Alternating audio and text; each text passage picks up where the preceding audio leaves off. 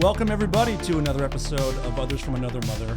This conversation has been a long time coming in a lot of ways.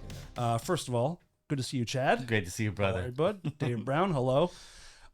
David Brown. This is special. Dude, thank you for being here. Thank you for having me. We are here with our friend, my friend, amazing journalist, documentary filmmaker, stunt driver, all kinds of things. Well, you know that. Mr. Jeremy Corbell. Thanks for All coming, right. buddy. Thanks, guys.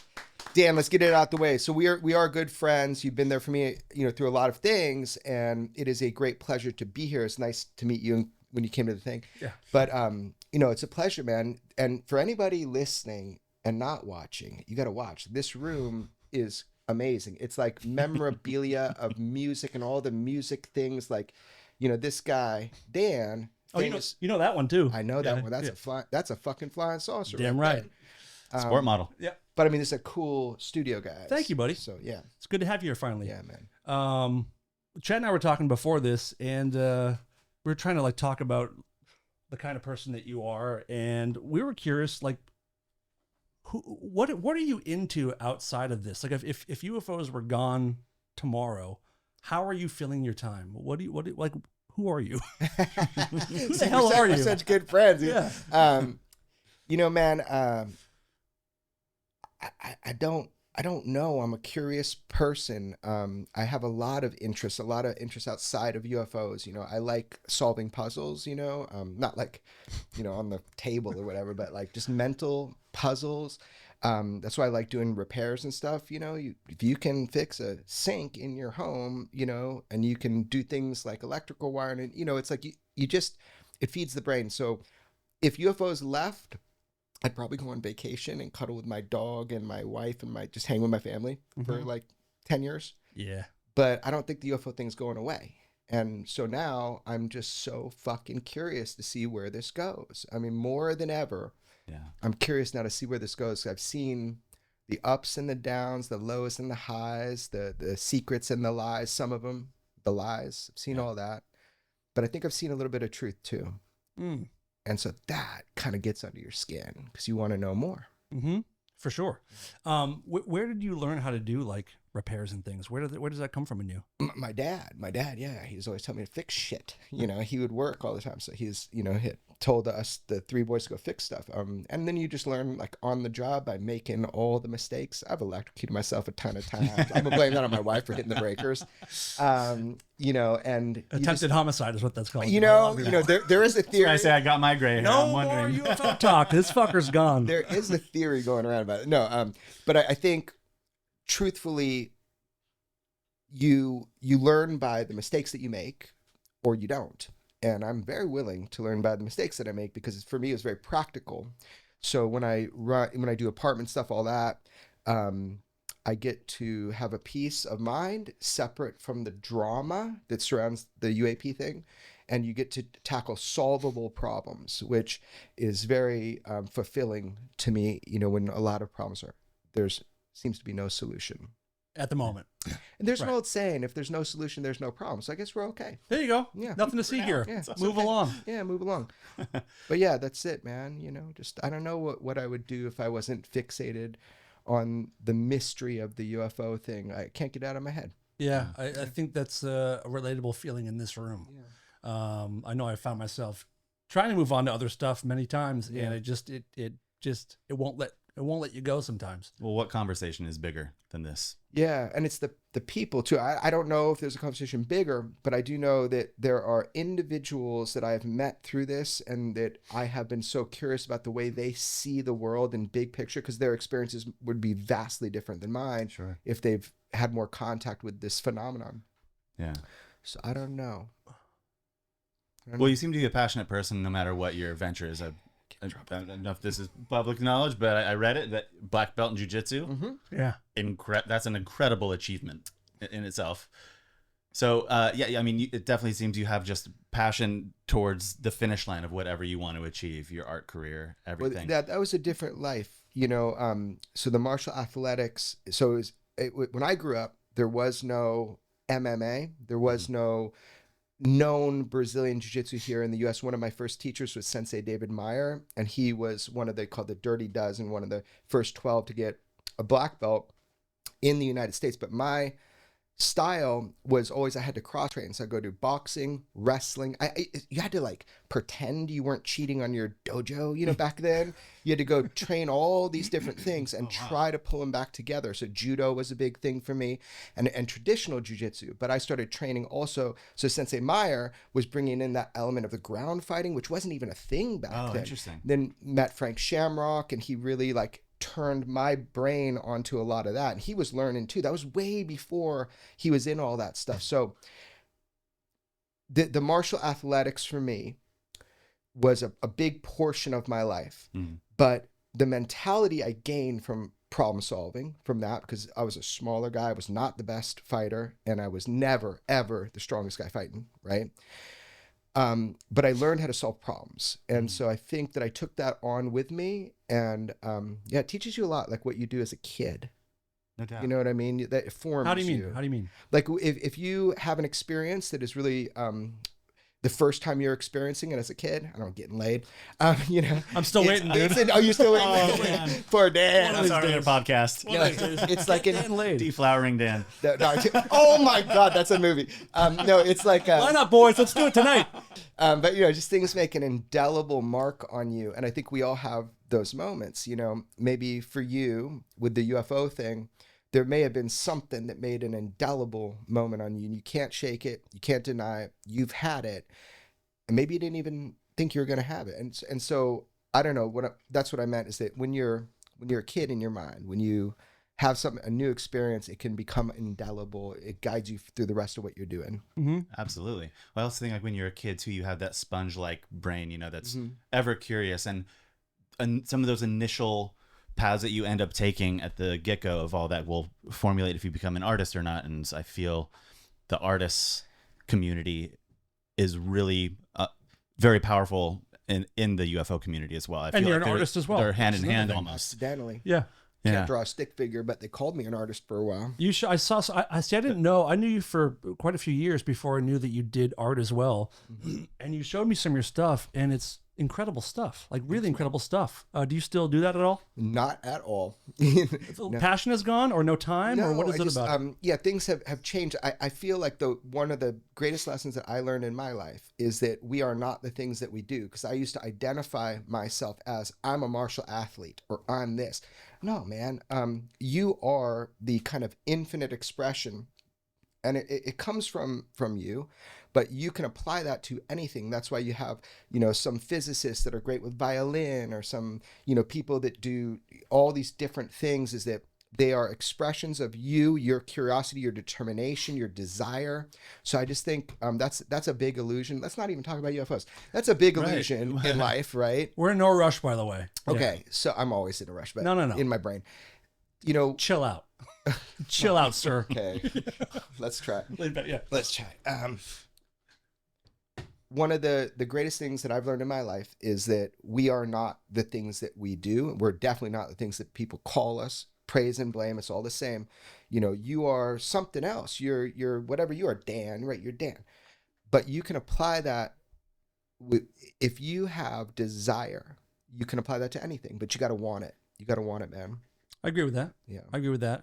Something cool that you both kind of touched on. Chad and I went. Actually, the three of us went to a private tour of JPL, Jet Propulsion Laboratories. Jack Parsons Laboratory. Exactly. Yeah. A few months ago, and the guy that kind of what is he?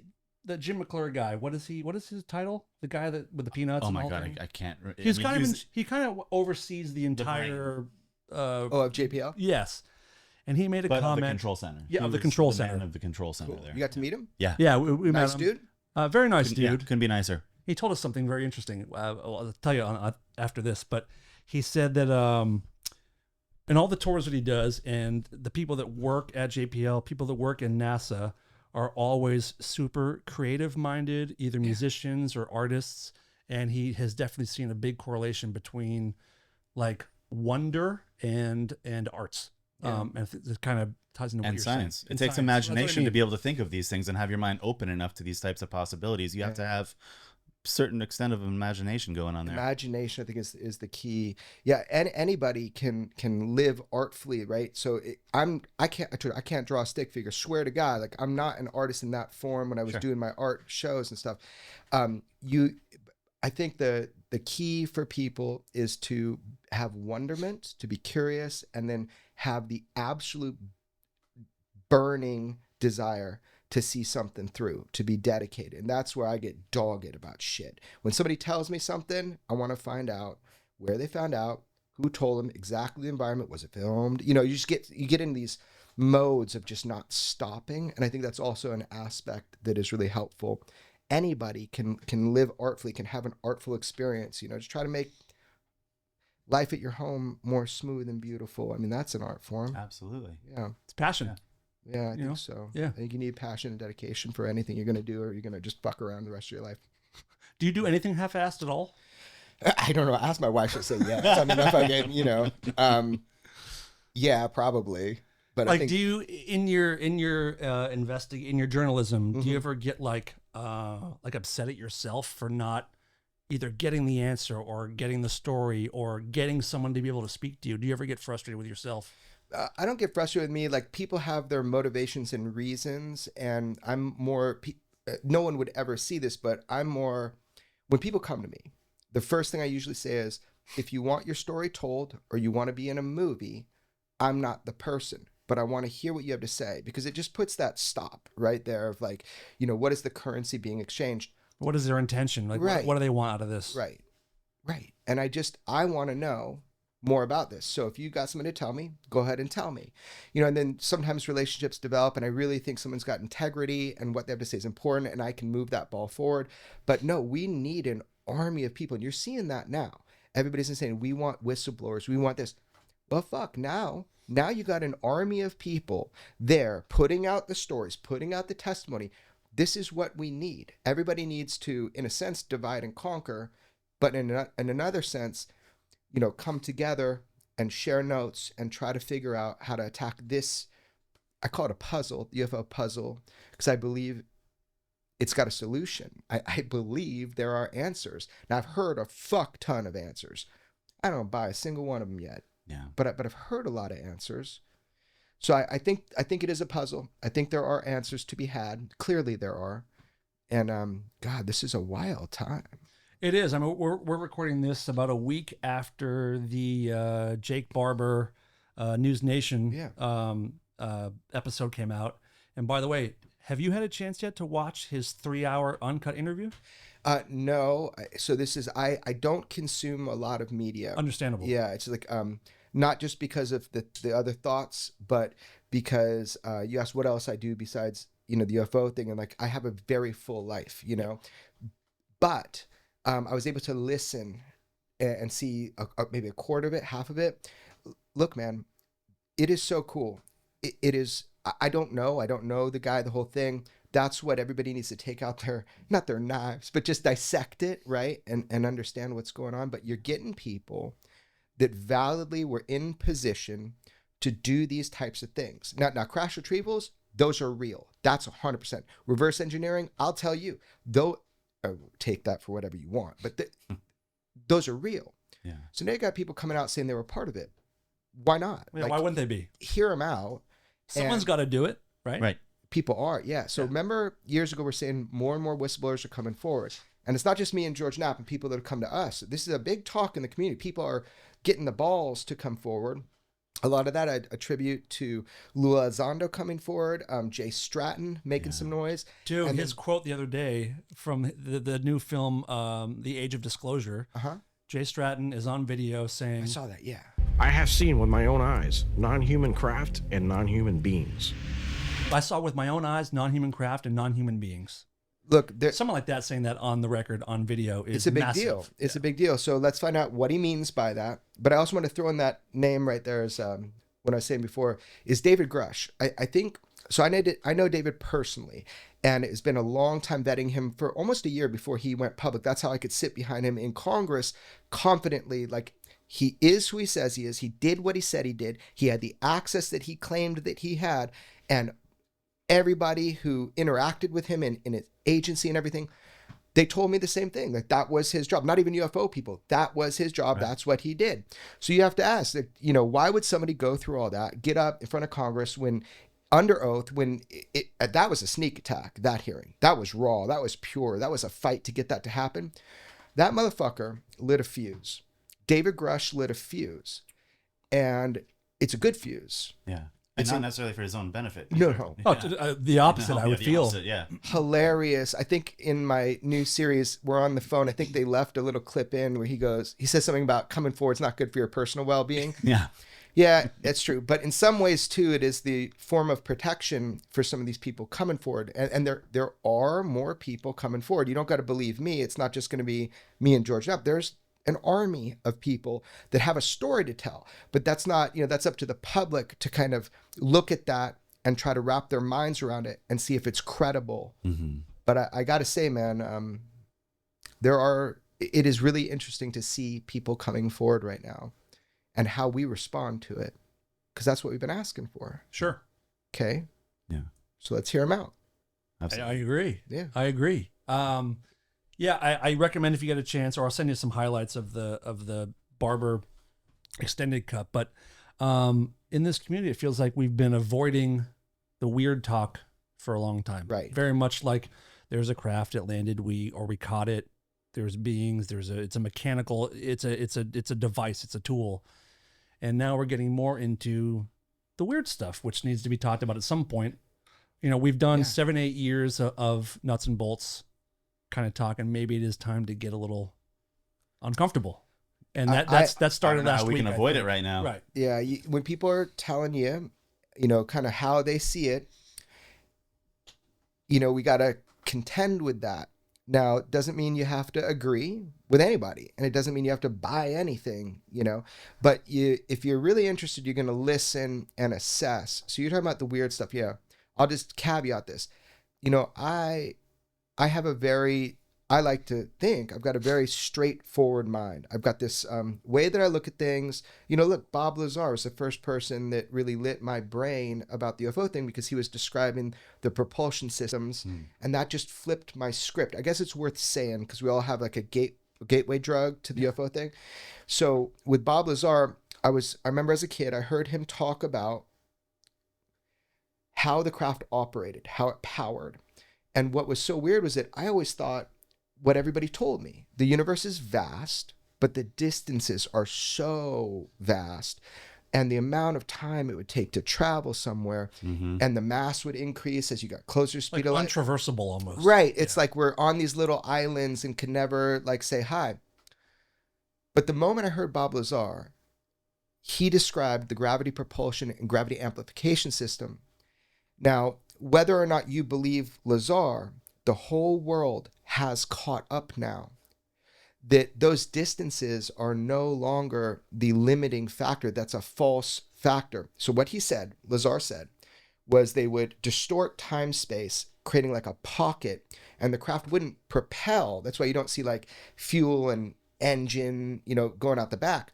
That it would fall into place. He says, push your fist onto a bed with a bowling ball on it. The bowling ball will fall to the impression you made with your fist.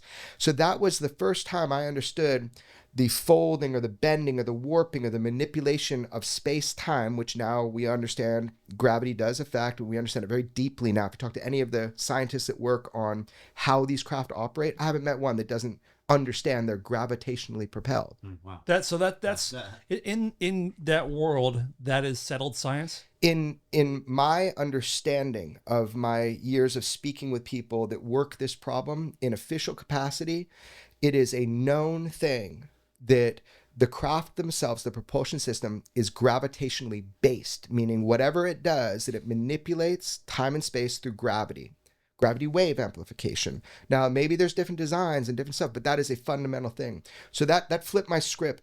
You know, no longer did I see that these distances were really that important because it becomes obsolete like that when you talk about bending space-time. Now, I don't know. I'm a dumbass kid, 13 years old. I hear that for some reason. It just got in my mind, and I go, well, I got to fucking find out if this guy's telling the truth. Did you have a science interest before this? No. Okay. I got interest in science, but that's not my focus, right? Sure. So it was just something that made sense, and I realized maybe people have been lying to us about it, because if what he's saying is true, but I had no idea. I was 13. I had no idea. I just wanted to know if that guy's telling it like it is. If he's telling the truth, then that's a big fucking deal. And then it's not incomprehensible just because of the distances that other advanced civilizations that have had more time to develop than us here on Earth would want to get curious and travel amongst the stars and be a spacefaring nation. And if you have technological advancement that might not even be based on fossil fuels, they could have created a different type of propulsion way before that, because that's the way their technology and their culture and their civilization started developing. Look, it's a big fucking universe out there, and we're young as far as development. Just, physically. 14 billion years is not really a long time in the span of the universe. No. I don't want to get caught on numbers, 'cause I don't know, but I just know that we are, whatever the numbers are, we are on planet Earth. We have had less time to develop than potentially other places. So it's like a lack of imagination on a premise. Before we start talking about UFOs and what we know for sure, it's a lack of imagination to even begin to put that parking brake on, saying, oh, it's just too far. And we're learning shit every day that shows that's not the case. Like, how long ago do we think Earth was flat? I mean, some still do, but I think that came back. Some still do. But there's a time when we thought we had everything figured out. In the last couple hundred years. Yeah. And look at what we've done in 100 years. It's a crazy time to be alive. A wild time to be alive. Yeah. It really is. It's so much is changing so quick. You just got to sit there and wonder. I just sit there. Where's this going? I'm so fucking excited. When I get older, when I become an adult, I don't want to be. Don't do that. I don't. Fuck that. I don't want to be one of those people that, it was better the way it is. Man, I think we got to make it better. And I think that's just intimidation. Things change quick. We're really lucky. Things do change quick. Yeah. We're lucky. Let's talk about changing quick. Let's talk about the hearings a little bit. You said the first hearing in July 26, 2023 was a surprise, and it was like strategic surprise. Right, yeah, right. It was. He bumfucked the whole thing and just got him off guard. Yeah. And then this most recent hearing, things were different a little bit. It was. First, again, I can't thank you enough for having me there. It was truly one of the coolest experiences of my life. That's so cool. I mean, truly love it, man. I did love it too. Yeah. I mean, it was cool to see our government in action anyway, but then to be there for something that has mattered to me since I was 8 years old was massive. So thank you. Yeah.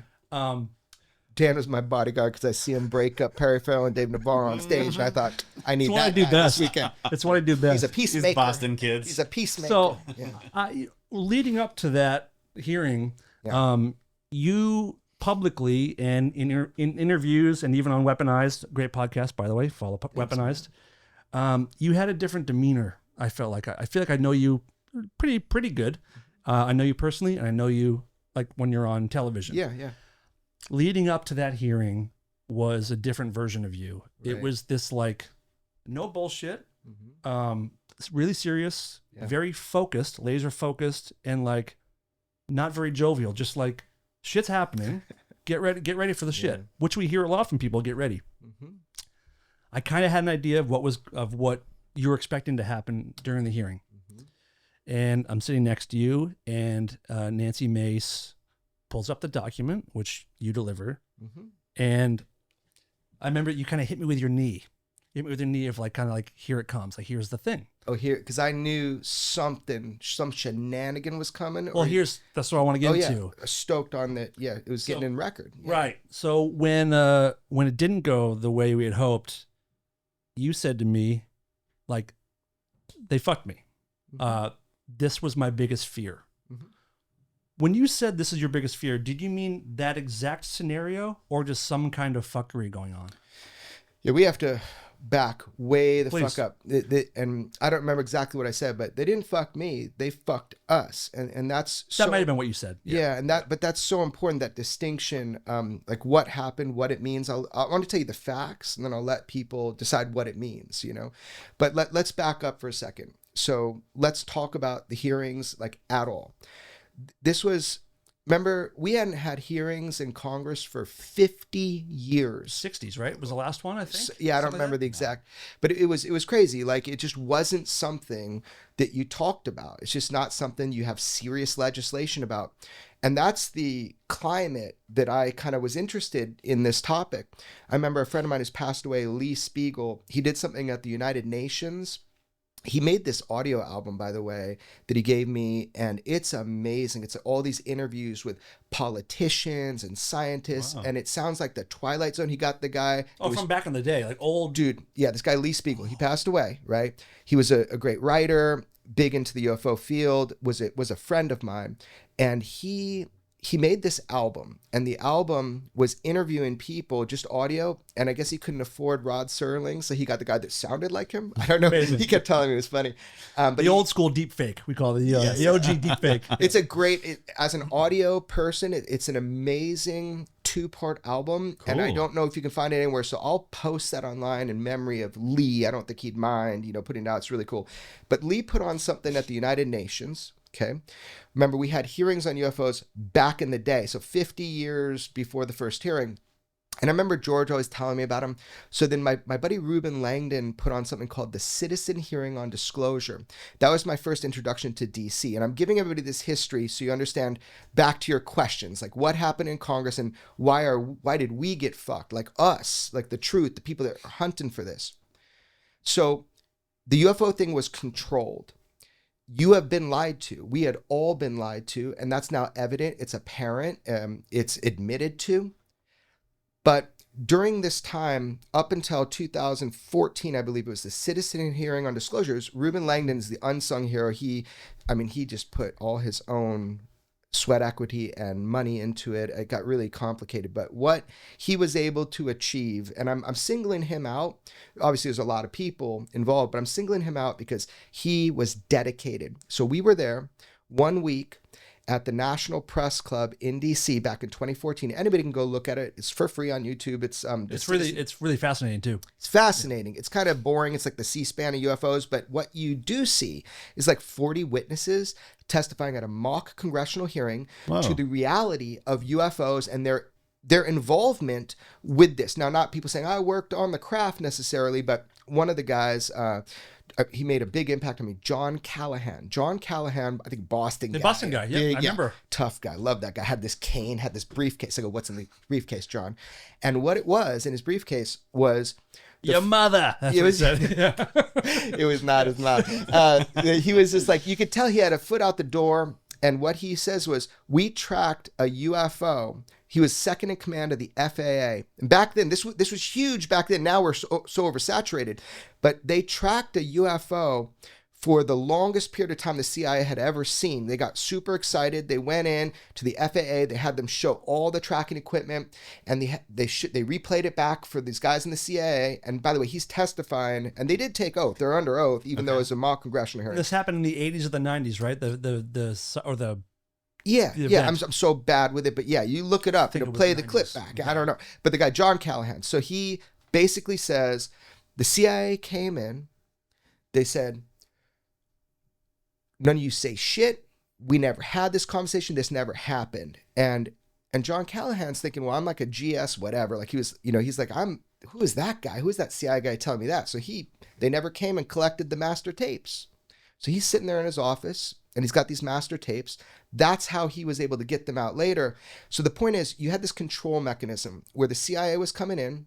This is nonsense. This is secret, national security. Don't tell anybody. But they were stoked because it's the first time that they said they had the longest amount of data tracking a UFO. Imagine that. Back in the day, we didn't have all these great sensors we have now. And they got it from regular FAA. Just that's where it came from. The FAA was tracking, right. and this Japan Airlines flight went up and had this huge craft that had these patterns of light in front of it. And it's a very famous case. Mm-hmm. And anyway, my point is, so you had all these people come forward.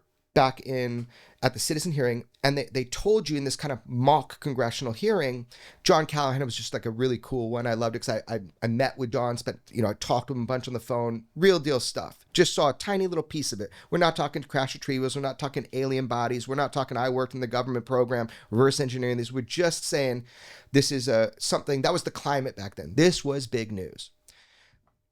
In that hearing in DC, I remember thinking, man, if we really were having this conversation, we would be holding these motherfuckers accountable who are lying to the American public. National security, I get that at the beginning. I get that because there's a potential weapons aspect just because of the propulsion systems. So I get that. But now, here we are, and all of a sudden, we get hearings after 50 years. But it was a sneak attack. I remember Burchett and I were sitting in this waiting room kind of on a TV show, and I saw him a news segment, and I saw him, but I didn't have his number or anything, and somebody connected us, but I was like, dude, we got to do this. And at the very beginning, it was like Burchett was like the person that said, okay, we're going to push for this. Representative Tim Burchett, balls like church bells. That guy tells the truth. That guy's really, again, I'm not talking about politics. I don't know. If we disagree, that's America. I don't even know. I saw it firsthand. I mean, he's in. He's down for the cause. He's down for the truth. Yep. He's down for transparency on this. And I really got to thank him for that. So that was the sneak attack. So just imagine that after 50 years in my mind and doing that congressional thing, I can't believe it. It was the most celebratory thing ever. Now, there's a lot of people that work to make it happen. Absolutely. But I begged Commander David Fravor. I mean, I knew he was playing me, but it was like, it took a while to get him to get in there. David Grusch, that's a big decision. He was not public. It was a conversation. He did the right thing to his own, not to his own benefit. And then Ryan Graves, who's great because he was advocating for safe airspace, which is, think about this. That's a really cool way to look at this. Hey, this is a practical issue. Bottom line, Very something legitimate. that everyone in society should be mildly concerned about. Right. Right. If you ever fly on a plane, it's a big deal. But even, we don't have a lot of collisions with UFOs that I know of, but even just, I think it's smart because they are having incursions in these training areas that are stopping deployments. Yep. So that is a detriment to us. So it was just it's a smart thing to do, is say, this is a way we can look at the UFO topic and we can all get behind that, right? Okay. Safe space, safe aerospace. Got it. So I'm bringing you up to you just jump right in with the fucking questions about the Shakespearean drama that occurred in this last hearing. But I want everybody to kind of understand the overarching history, which is that I never thought that we were going to have a place where all of us get to be together and you see the legislation start dropping and they're talking about non-human intelligence. And there's some really smart and tapped in motherfuckers who wrote that up, and you will never know their names. However, they're not just shooting in the dark when they put that language in there. No. It's specific for a very clear reason. it comes from a place of knowledge. Correct. Yeah. They're trying to say, hey, enough with this. Enough with this. Just putting the language out. We know about this. We've had people come in. I've brought people in to testify tons of times behind the scenes. So you have this whole wealth of knowledge. That language was built. Senator Mike Rounds, man, he is another unsung hero. You start to see him a little bit more, but this is a guy that championed it with Schumer as well. Now, look, they've tried to do forms of disclosure, right? That was a big push by the Clintons, Bill Clinton, and there was always this control mechanism in place. So now I'm getting to my plight. Mm-hmm. I'm getting to why that was such a bummer for us, is because there was this control mechanism that I saw diminishing.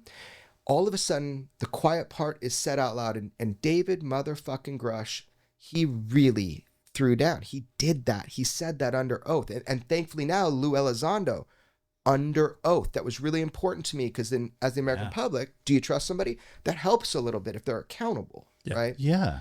So you can still lie under oath, but there's a lot more penalties. Oh, yeah. Caught. I mean, it's more in the public. The penalty is being a bitch-ass liar to begin with. You know what I mean? These are honorable people that serve the military. Yeah, that, correct. They have a very a high bar for this type of stuff. Yeah, for themselves. If you just come out on a news or a documentary and you say something, you're not going to have that same format where you're like, okay, you're in front of all these Congress people, it's oversight and accountability, and you're saying these things.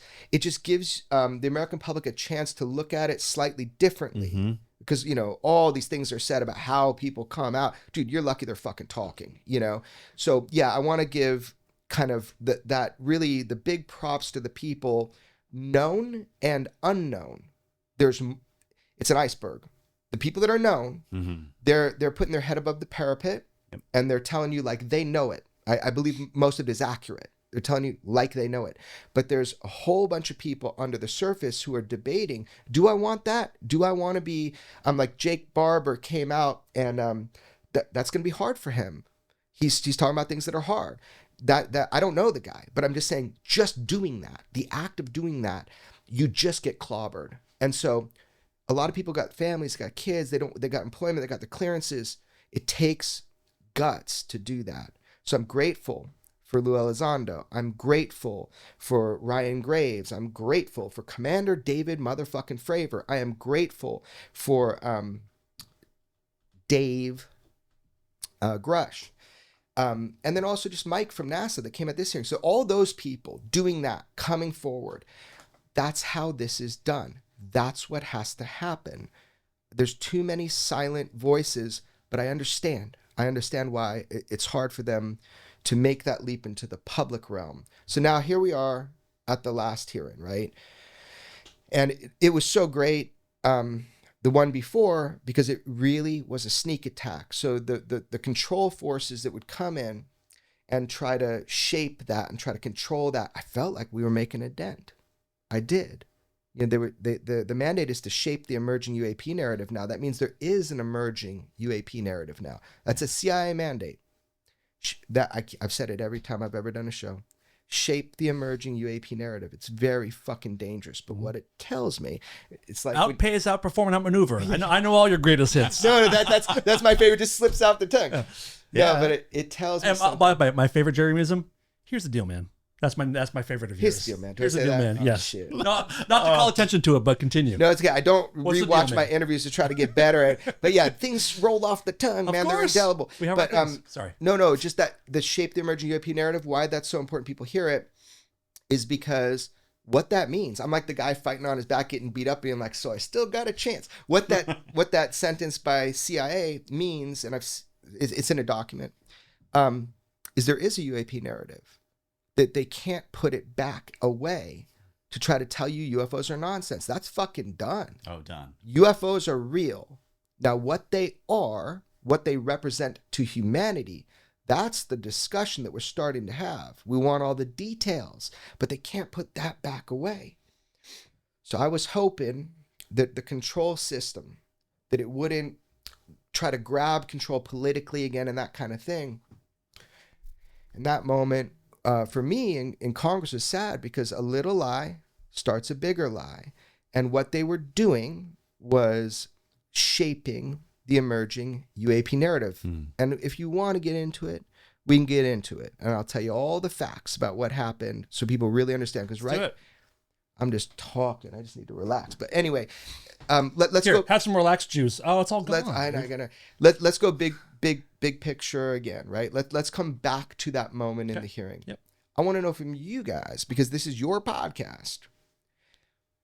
Like, where do you think we're at? Like, what do you see happening right now? Like, what's going on in your mind about this topic? We were talking about this earlier, and there's I'm seeing two almost distinct angles from my purview, which is way back.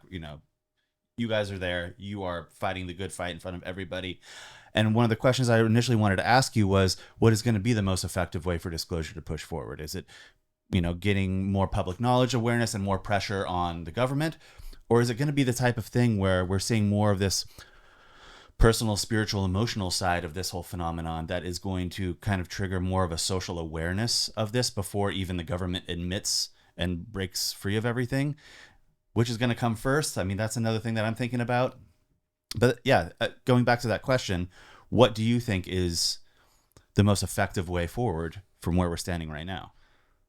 Yeah, I mean, there are people much more qualified to strategically plan out, the best way for information to be released than me. I just want it all out. I want to know. But I think what you're touching upon is in the ether right now, what everybody's kind of hearing is that there's more to UFOs than just the physical machines. Is that the kind of thing that people are saying? Yeah, that's probably true. I mean, we've heard that since the 70s and 80s. And Sure. it's been, whispers of consciousness for 30, 40, 50. I mean, my whole life I've heard a little bit of that. Mm-hmm. But it seems to really, really be amplifying now. And you have things like, we talk about all the time, the telepathy tapes is showing us that I think life in general with all things is not what it may seem.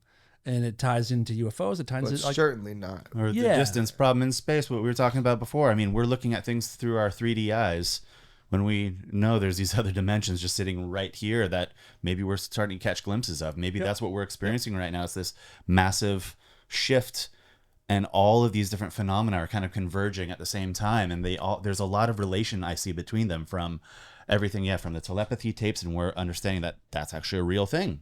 We're having to look at science in a different way now to this experience with the UAP phenomena that is just growing rapidly, it seems. I mean, we're talking about people seeing these things literally every day now. yeah. Well, they have been every day for a long time. Yeah. There appears to be an increase in diversity and an increase like a wave, of these things over the last decade. But I get emails and videos from around the world on a daily basis, 24/7, like a Vegas slot machine at midnight. It never stops. It's constant. But the personal experiences behind these things are what nobody really gets to hear very much right now. And so I think you're starting to see that when people engage the phenomenon, when they see a UFO, when they have an encounter, there's typically a secret. And that secret is how it affected them. Mm-hmm. And that's something that we'll have to kind of start to understand. But to answer your question directly, I just want to hear where you were coming from, what you think is a pressing matter. And it's like, how does this unfold? What's the best way? I was recently having a talk with Bob Lazar, and he says, "Oh, you're going too far. I just said they should admit it, but nothing else." It was like funny. It was like the kettle calling the pot black, right? But I get his point, which is that we know atomic bombs exist.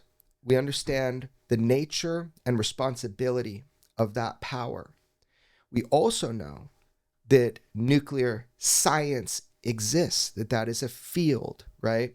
So you can always keep certain things like, how do you make a nuke? You can keep that classified. Please do. Yeah, please do. But you don't and can't keep the fundamental nature of reality away from people who never asked you to do that. Yeah. And that's the situation we are in. Absolutely. That is. And so I think, with my small brain version, my chimpanzee with my finger on the nuke button, I think it's very simple. You just be honest. UFOs exist. They have been here seemingly before us. They may come from here. They may come from somewhere else. They may be interdimensional. We don't know. That's okay. We don't know. Yeah. Or we do know, and you fuckers better tell us. But then you bring out and you show people some of the craft. And I was making this joke, Missouri, do you know their slogan is the show me state? Of course. Yep. Yeah, okay, I didn't know that. I It's on didn't the know license that. plates. Yep. Okay, I didn't know that. So I was thinking, how cool would it be if they just create a museum where they have a full-fledged one of these craft and put it in the show me state, let everybody go there, get a little tourism going, You could probably use a sledgehammer, wouldn't dent it, bring your blowtorches. I don't know. It's like a Tesla. But Where's my blowtorch? It's around here somewhere. But I think just showing people, hey, look, this is pretty cool. Clearly, we're not alone. We don't know fully what that means. There are unanswered questions. Maybe they have answered a lot of questions. So that's the thing. Maybe they know specifically who's piloting these, what the intent is, and maybe a lot of people said to me, don't kick a sleeping dog or something, something like that, like the idea that something's going to recoil and, get you if you wake them up. They're telling me about the UFO thing. When I go high up the food chain to people that actually worked on these programs, it's always the same. They tell me that, and I don't get that. They've never given me a good answer. Where's it coming from? Never give George a good answer. Where do you think that's coming from with those people? I can only speculate that they just know something so disastrous, and I just can't comprehend. I can't imagine what that would be, but I don't believe that's the truth. I believe that there is a architecture, a legacy architecture, and I believe it's like Gollum's ring, this idea of wanting to hold something so precious to yourself.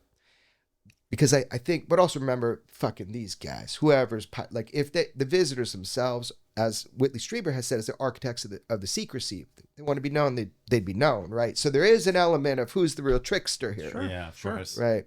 But bottom line, if we do that, if we admit UFOs are real, we admit we've been doing crash retrievals, we admit that we've been trying for 70 to 90 years to figure out the weapons potential and also the positive potential. We haven't gotten that far. We need more brighter minds on it. I think that's kind of where we're going. But then I'd love to see the hardware displayed, let people understand it a little bit. Yeah. You don't have to, show them how to crack the code to the weaponization of it, but just get that information out. Let's have that conversation. That's how I think it should be done. And you know what? Maybe that is what's happening. Yeah. Maybe exactly what I'm saying that I'd love to happen is happening. It's everywhere now. Yeah. My mom, she's a fanatic of it. She thought I was so, she goes, your dick's in the peanut butter. I'm like, what? She's like, you fucking nuts. It was one of the funniest things she ever said. Yes. She's awesome. Your mom sounds pretty cool. I just don't get on her bad side. But I won't. yeah.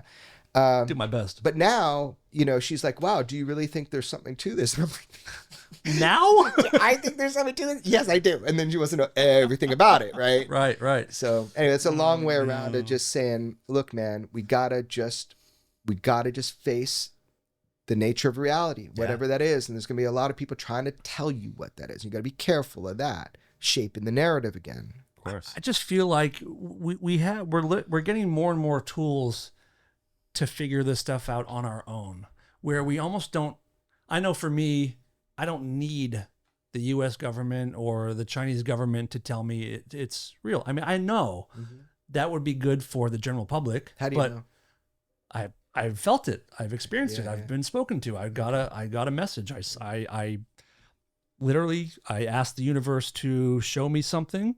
I meditate. This is 5 days after. Have you told this on your podcast before? I have, and I'll tell it again quickly because I have a question for you about it, actually. I've loved this since I was 8 years old. This book right here is one of the things that got me into it. This Time Life did this, remember these? Yeah, 100%. That book I loved it. It's so great. It's great. It's beautiful. So I've been into it since I was 8.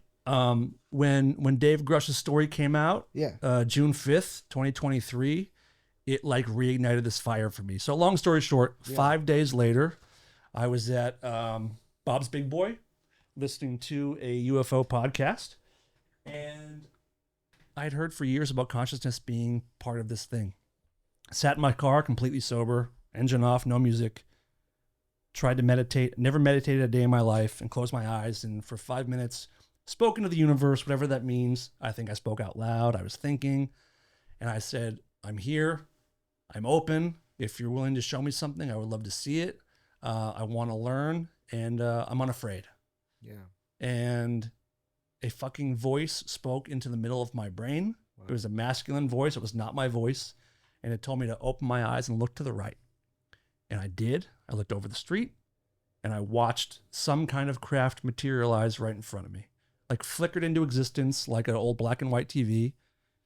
It was never completely solid, but it was pretty damn close. It wasn't totally there.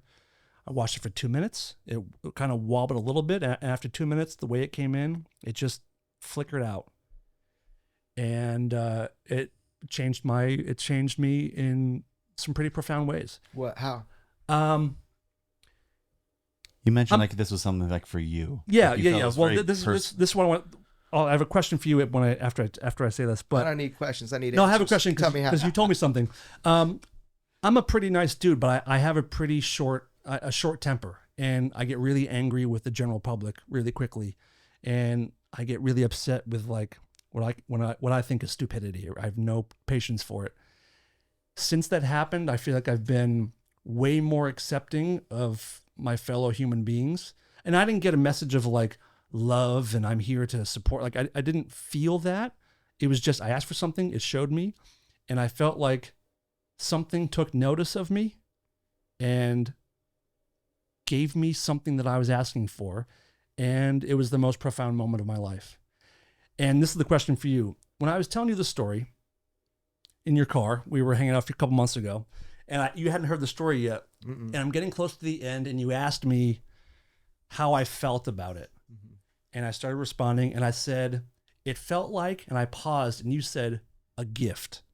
Mhm. Why did you say that to me? I mean, I have heard from countless individuals in every walk of life, in every country on this earth, about their personal experience with a UFO.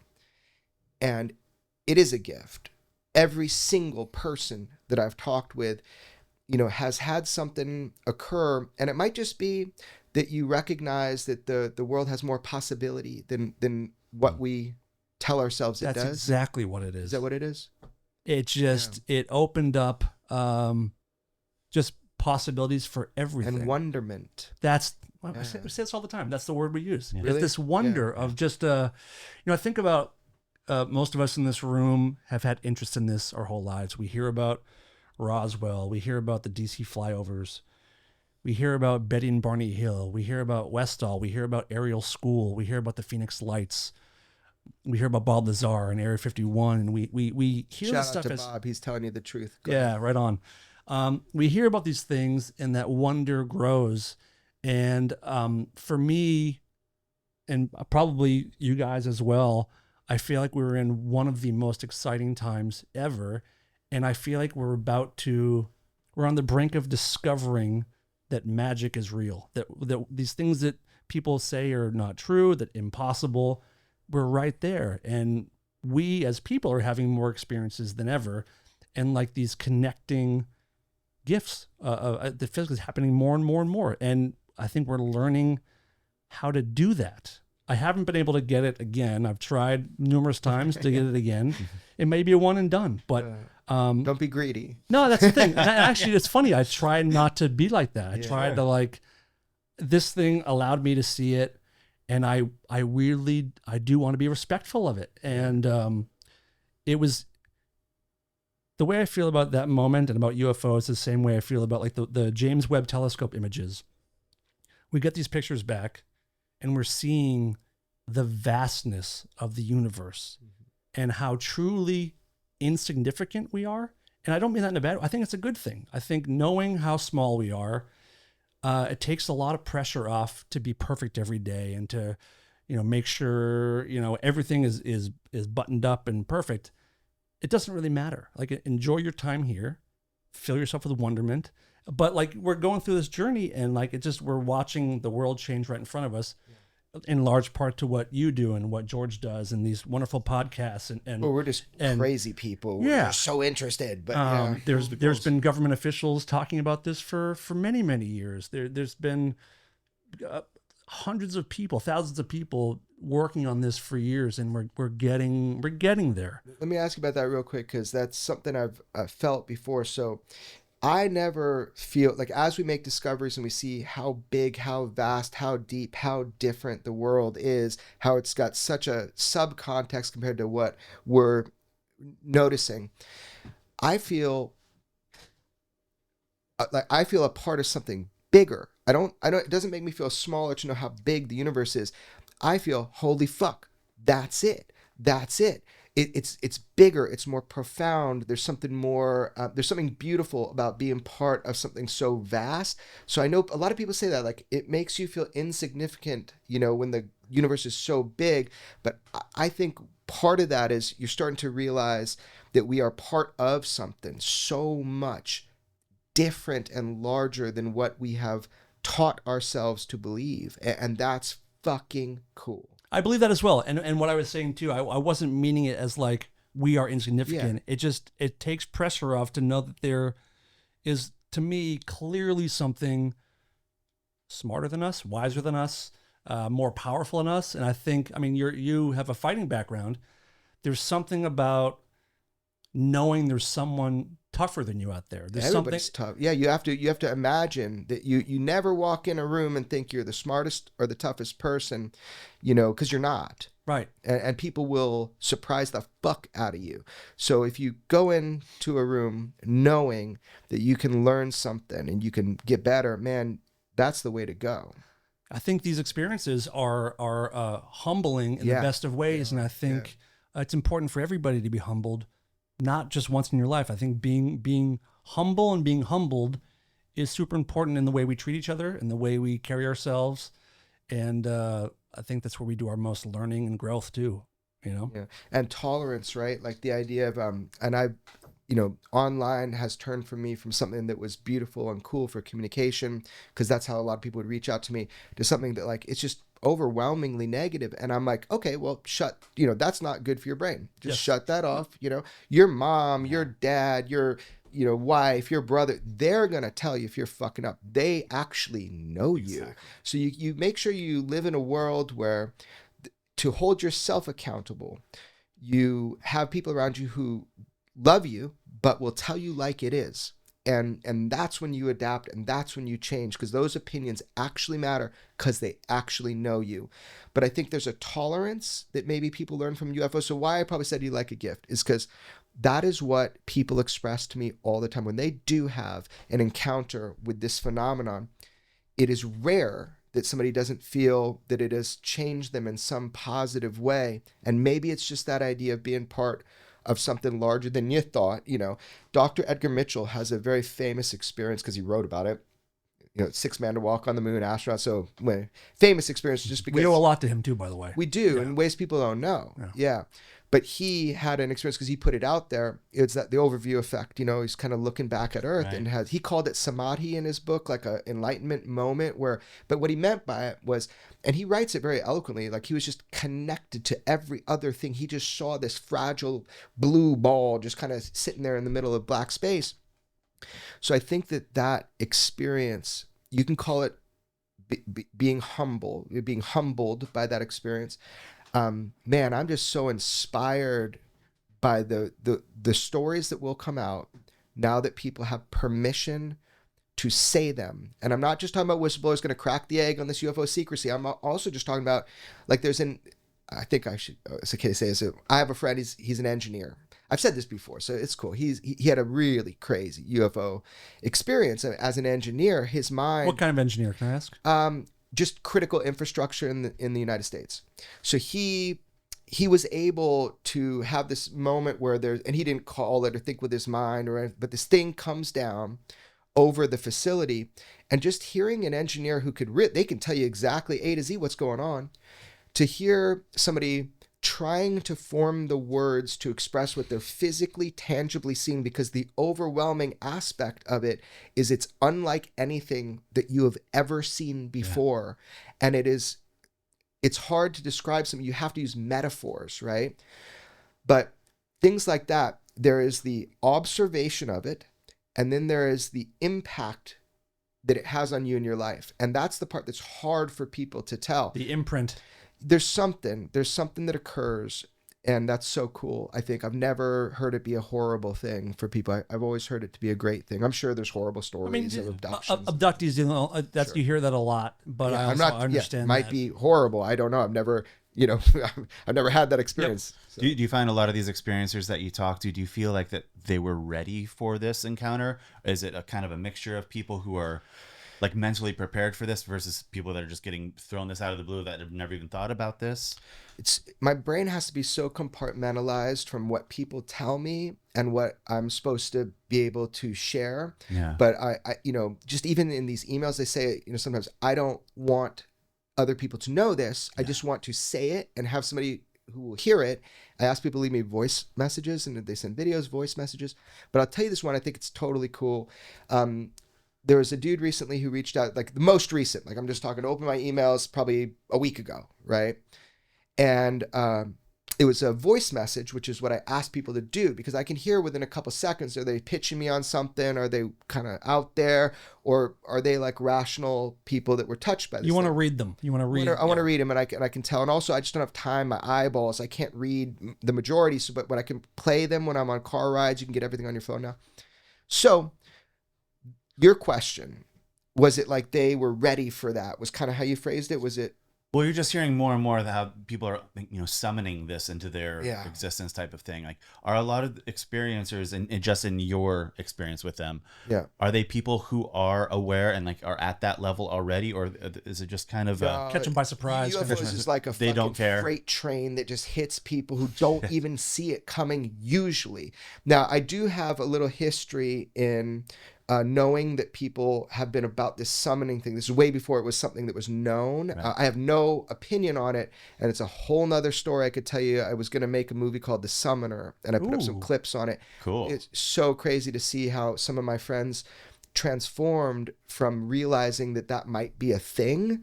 But I want to come back to your original thing, this email that came into me. So the guy, he says, I was in a really shitty place and I never meditate or anything like that. He goes, I was couldn't sleep, get out of bed. I was driving aimlessly and saw this logging road. And I hope this is okay to tell this story. I'm not saying anybody's name, but went on this logging road and just goes to this bluff.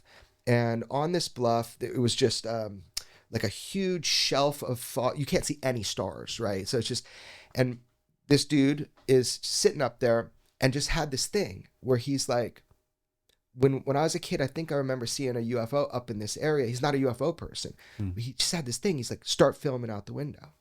So, but again, he was kind of meditating before, right? So I can't deny that is the story that was reported to me. There may have been an open channel, something Don't or other, know. or something. Okay. I definitely don't know, but I hear this a lot. So I'm never going to just dismiss when people say this, because it's just, I've heard it so many. If you go through my emails, it'll be hundreds of thousands of people over the last 10 years.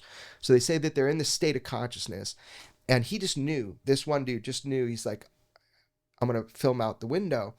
He felt so self-conscious about it. Like, what am I doing? Why am I filming out the window for? I'm trying to capture a UFO. There's nothing out there. You can't even see stars.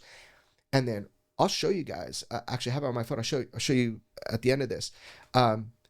He shows this piece of footage, and it's fucking crazy. I mean, I don't know what it is. So this is one of the cases I'll never report on. Wow. Out of everything, I'll never report on this. It's not something that I could definitively know in point in time and space, and this happened. But holy cow, this thing is flickering. It's flickering. And then it does this zoom pattern that looks like it's doing a zigzag really quick, but the lights are kind of blinking, and they make a pattern like a Charlie Brown, like that.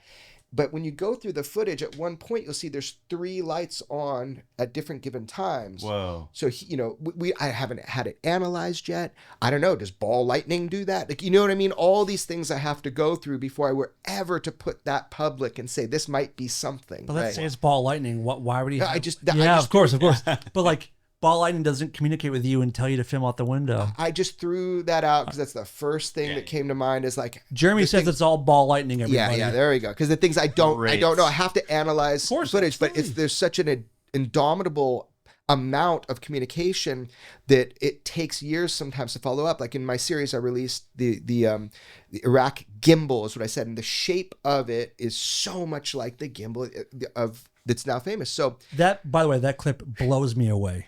Oh, That- yeah, me that new too. clip Amazing. Did you blows me hear away. his- Yeah, I listened to the whole 10-minute thing you put up there. See, that's the thing. That footage had been around. I saw it leaked out, or kind of, he put it up on his YouTube once after he called me, just kind of thinking, well, I'll put it up. Publicly? It was out publicly? Yeah, he put it on his shit. YouTube at some point. But it was just that I got to hear and validate and vet his experience and go through it and get each point and making sure the guy's not trying to trick me. That took years. A lot of people try to trick me, Okay. So that took years. That footage. So in episode 1 of UFO Revolution, which is my new series, but it's season 2 that came out. Mhm. You see this Marines footage, and it is profound, interesting footage that looks like a disc, and you get to hear from him. So all of this, like I'm talking about right now, is just to bring back to your one question, which is, I don't know if there is a connection between wanting and seeing and being open to a UFO. A lot of people say that. And again, I almost made a film called The Summoner, right? Because a lot of accounts are like train wrecks.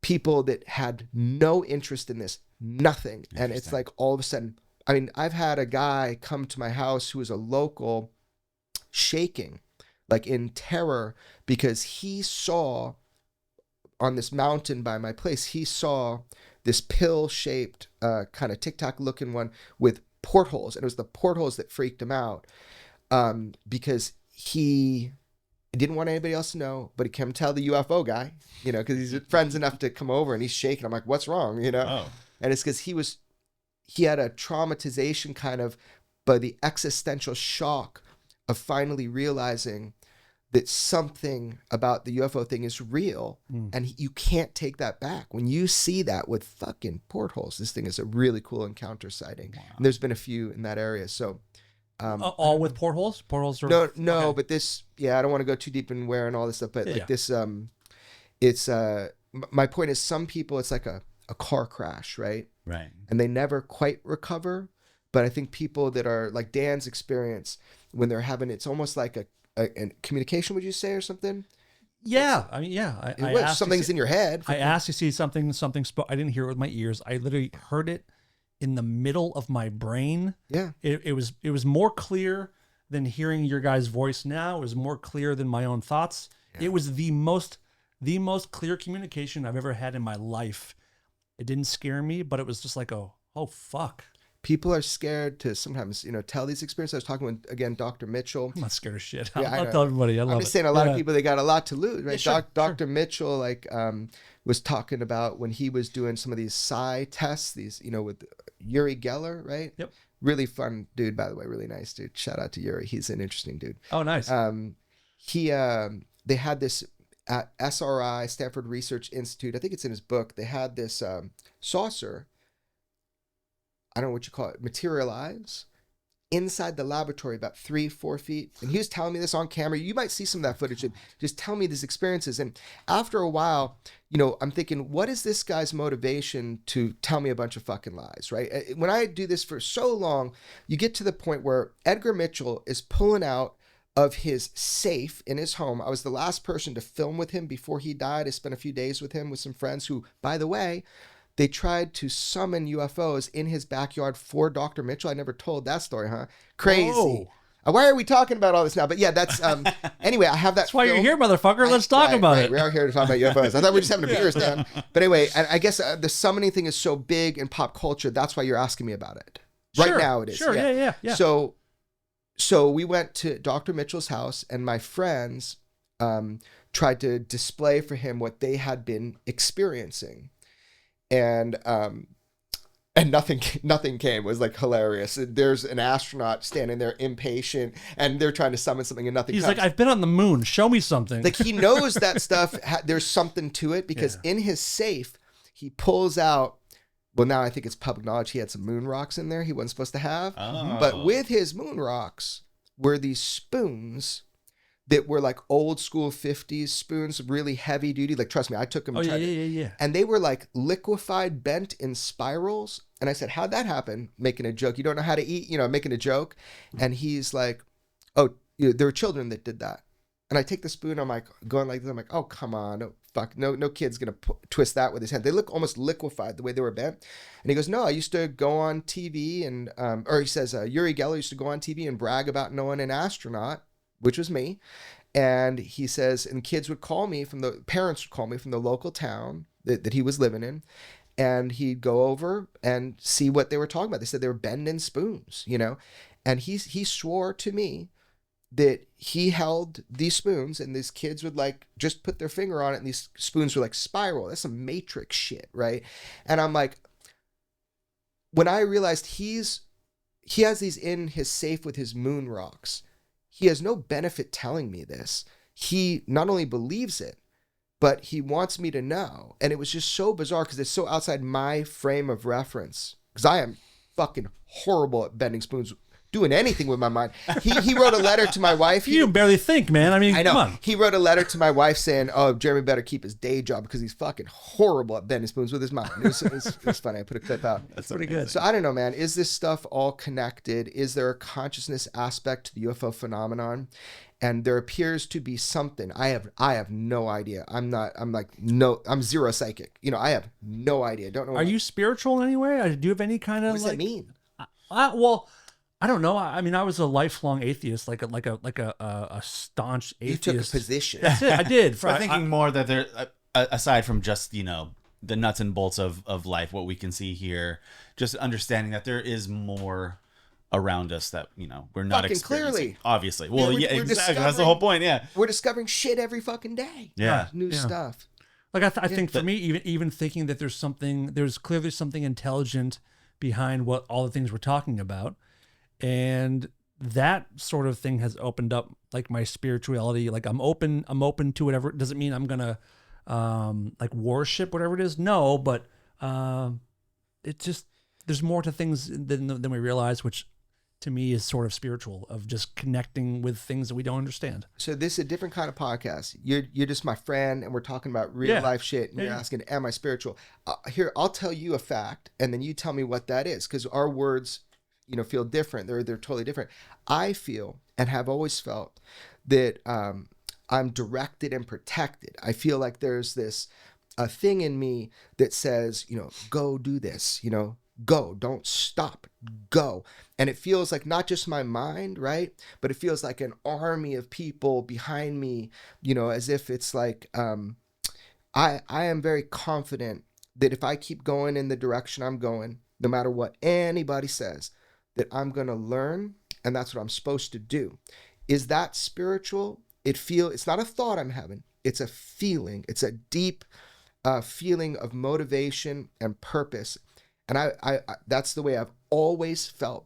Is that spiritual? I think so.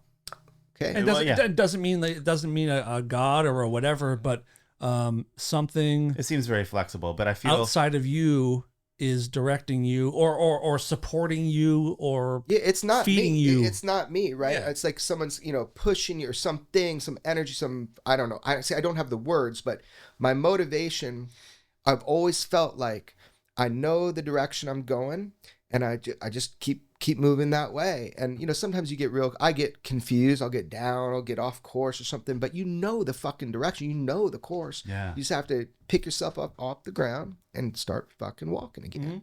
Mm-hmm. We were talking about the hearings a little bit, and we'll get back to that, yeah. very, very luckily you had a film crew with you through that whole process, and I'm sure the stuff that we didn't see in that show, some amazing shit. But that series is out now on Tubi. By the way, very underrated app. There's a lot of great stuff on there. So people are like, what the hell is Tubi? Just go get it. You can watch it for free. That's what I liked about it. There's no, you can just send a family member a link and they can just watch it. You don't need to put in your email address. It's just whatever. Exactly. TMZ UFO Revolution, 2 seasons, 3 episodes each. Easy watch. It's great. How has it been for you since that aired, or even since the hearing was over with? I feel like it threw you for a little bit of a loop with the way it ended. Yeah. How have things been since then? Well, let's talk about what happened in that hearing, because we had that whole preamble of this show where we're talking about the climate of the hearings. So to give you a perspective on this one, again, I'll just tell you some facts and then you guys decide what it means. But my gut from the very beginning was this one felt kind of weird to me. So my orientation to it is that people started kind of asking about me and about my sources and about what I and George, what we might have that we're, trying to bring forward. It felt very like roundabout. So finally, when there's direct communication and my buddy, Representative Tim Burchett, I trust him. I was like, okay, well, let's try to get firsthand whistleblowers. That's what everybody wants. We have to see if it's right for them, encourage them that this is the way to come forward. Because if you come forward with these kind of protections from being under oath and being with Congress, that's what we were thinking that would be good for people if they were ready to do that. And some of them were. And by the way, Congress has been saying we want firsthand whistleblowers. I know. They've been saying that. And when we say Congress, it's like saying the government. In Congress, you have different actors, many different actors. Yes. So you've got, very different personalities, but some people who really want to just the raw truth, and then other people that appear to be pushing an agenda, right? So, but I was in good hands, with Representative Burchett, Representative Luna, really trust those two, and they've always done it right. That's what I was walking into with this one. So, working with accountability and oversight, and then all the staffers, right? Something just felt amiss. And there are specific things I now can explain that were amiss. At what point did you start feeling things from were the weird? fucking get-go, man. It was like more of an interrogation. People would get on those calls that shouldn't have been there. It's like, some national security issue, as Burchett said. There was a lot of trying to find out names and who could talk. And I sense with Representative Burchett, too, that some people should be trusted. He was a good guide for that. So what I did was something that I have done behind closed doors, never to be public, numerous times, which is bring or put people into certain offices and get them to do their testimony. This time, taking a chance. It was before it was public, the author of the Immaculate Constellation Report. Now, this is a double-edged sword.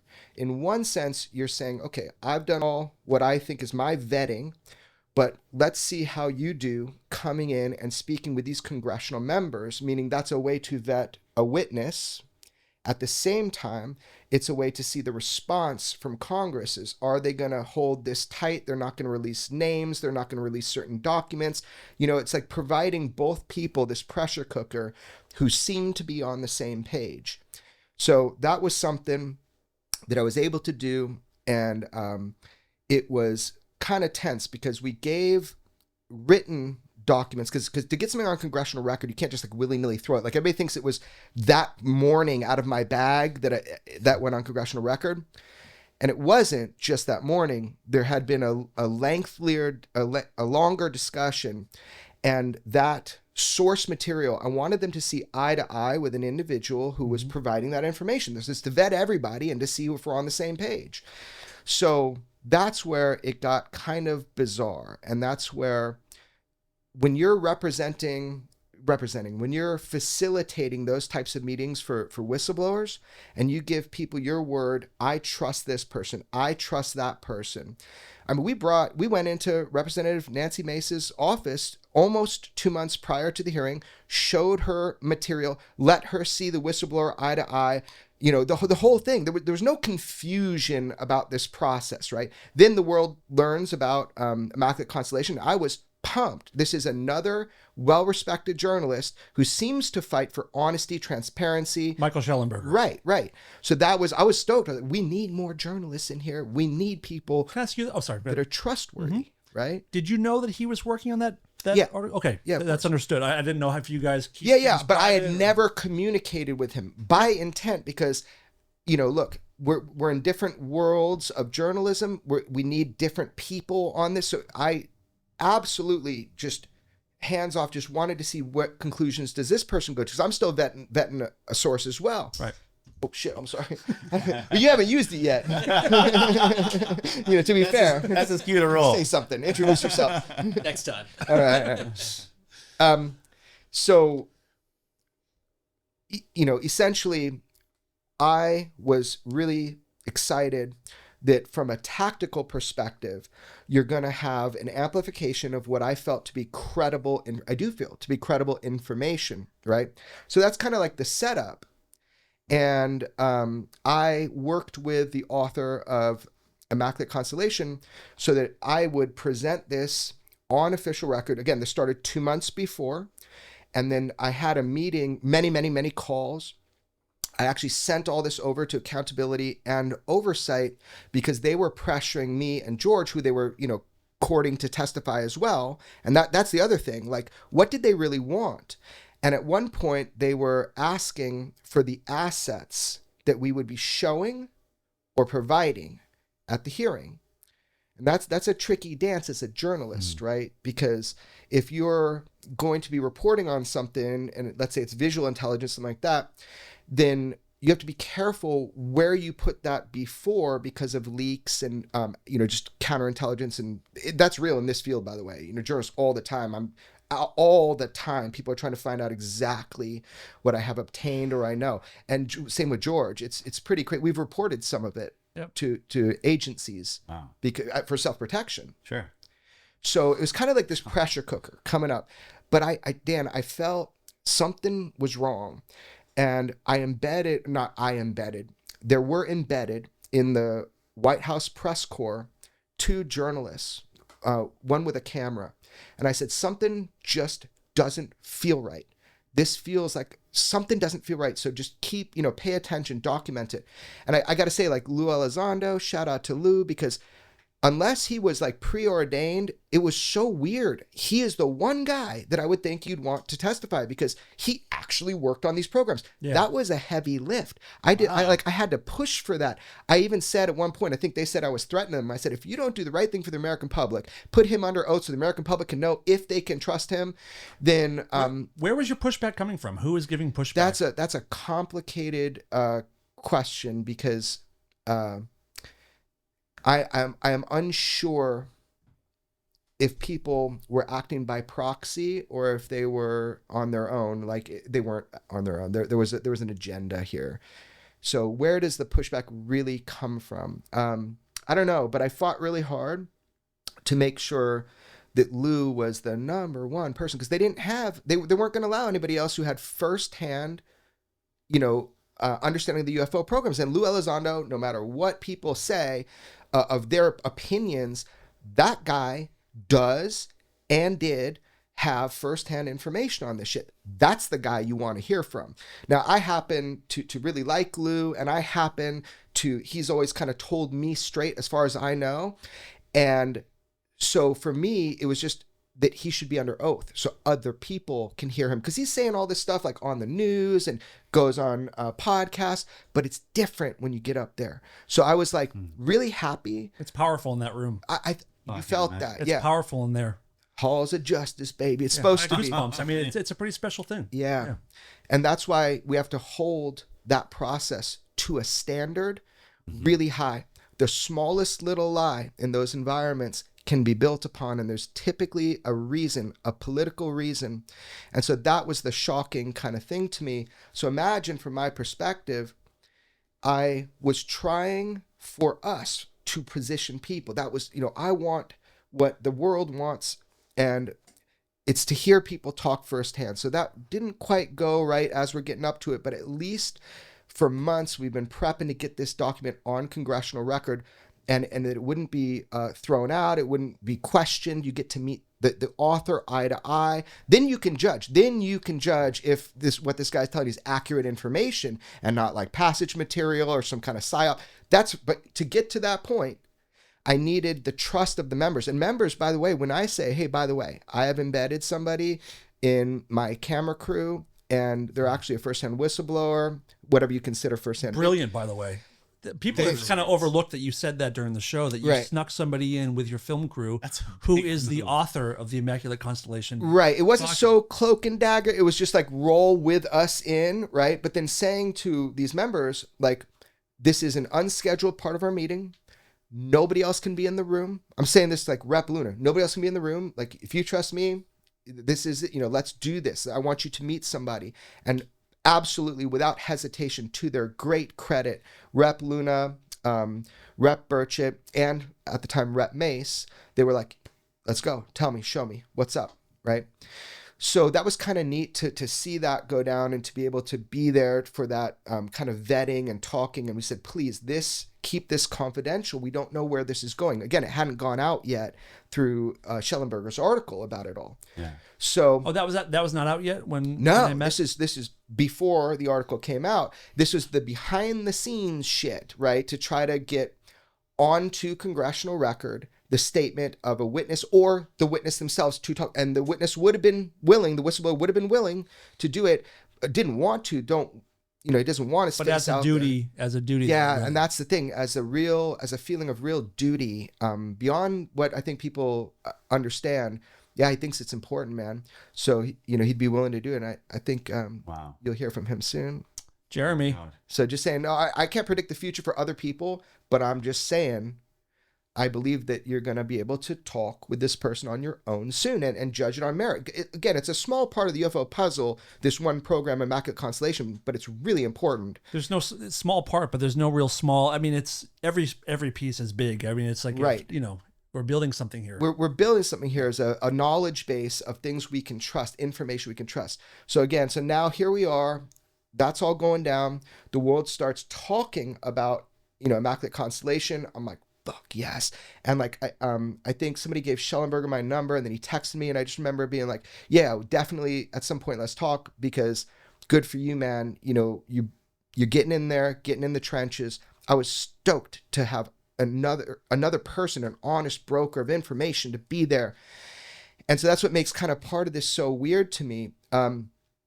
So then so the night before, I went, and just to kind of seal the deal, I went in. It was a secret meeting because I then found out I could not trust certain members, that it was a counterintelligence operation, no fucking doubt, to try to find out what George and I have or could testify to. I got no NDAs. I have no allegiances other than to the truth. Man, they were fucking scared of what I would show and tell of that, because I'd say it like it is. So, but once, that was kind of not on the table anymore. Okay, cool. Well, I can at least facilitate this. I can make sure that there's no fuckery, that there's an agreement, it goes on record. So I went into this office with Representative Luna and Burchett, and they did take a risk. I'll tell you, they did take a risk because they at that point were satisfied, but whatever. So I gave them the kind of the almost final version that night. How long do they speak with the whistleblower? Well, we gave, When I'll you just stick them in. I'll just say a couple of the members we gave some critical information to, or the author gave some critical information, which included all the background check, everything they need about that individual. So it's kind of dangerous at that point. Because remember, there's not even an article out about this yet. So if you want to stop a motherfucker like this, that's when you're going to do it, right? So this is before the name of the program is out. So Yes. if you even text it, it's going to be red flag Correct. somewhere. Okay. Correct.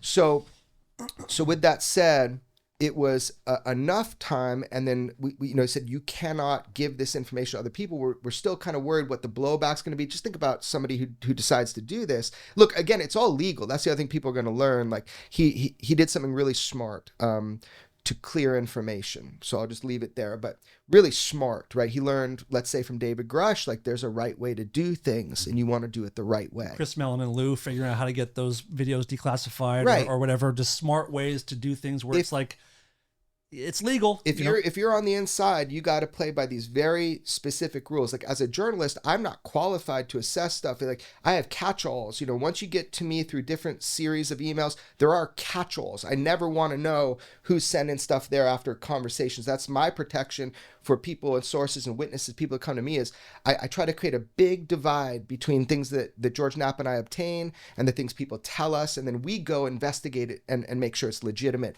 You've also made it very clear that you do not want classified information. No, I'm You've not made asking that very for that. clear. Yeah, I'm not asking for that. I don't want it. Yep.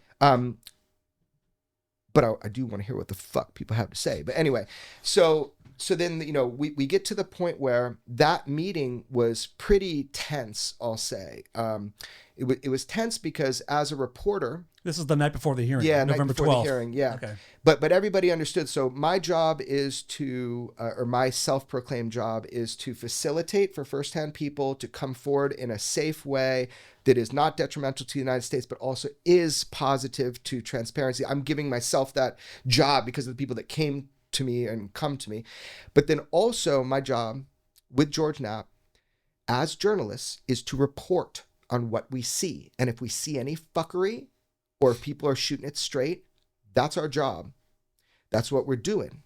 So then we get to the morning that I think you were asking about when I pulled. Did you ask me about that? That's the next step. Of Yeah, pulling that, yeah. Yep. pulling the document out of my backpack. Now, the reason I brought it, we had printed it up, the final version, worked with the whistleblower to assure this is the document. We all agreed I was going to do an explanatory page. And that page, there's a lot to it. But the essential thing was to frame and show chain of custody, and to also, because of what I went through, say, hey, look, if you ever want to hear it direct from me, then under oath is the way I'll fucking do it, right? There's an invitation as well, because George and I were, anyway, Wow. that happened. So there we are. I mean, I even I don't want to go there, but I Go there. Go there. You don't have to.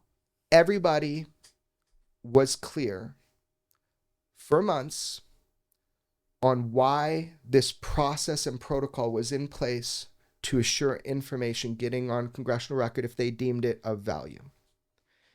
But I printed out and put in my bag one fresh copy of the 12 pages because I thought, just in case this is the one that's going to be copied, it was marked. It was marked differently than all the rest. Okay.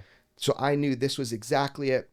I hand it to the staffer because I was high-fiving with Rep. Burchett when he came in. He's like, it's going on the record. I'm like, good. I think it's valuable. American public needs this information. They can vet it and make sure we got somebody behind this who will be coming out. Perfect. We're so pumped. Next thing I know, the words that come out of mouth are really fucking strange. I mean, I was kind of shocked. Is that when I probably right at that moment leave? Yeah, you hit me with a knee and said they fucked us. Yeah, they did fuck I us. said, this is my biggest fear. Yeah. Now, why? What does that mean? And I think a lot of people, I told you, I think the next day, I told a lot of people, I was fighting for the truth on that, right? Michael Schellenberger did not deliver those documents to Congress for congressional record. I did.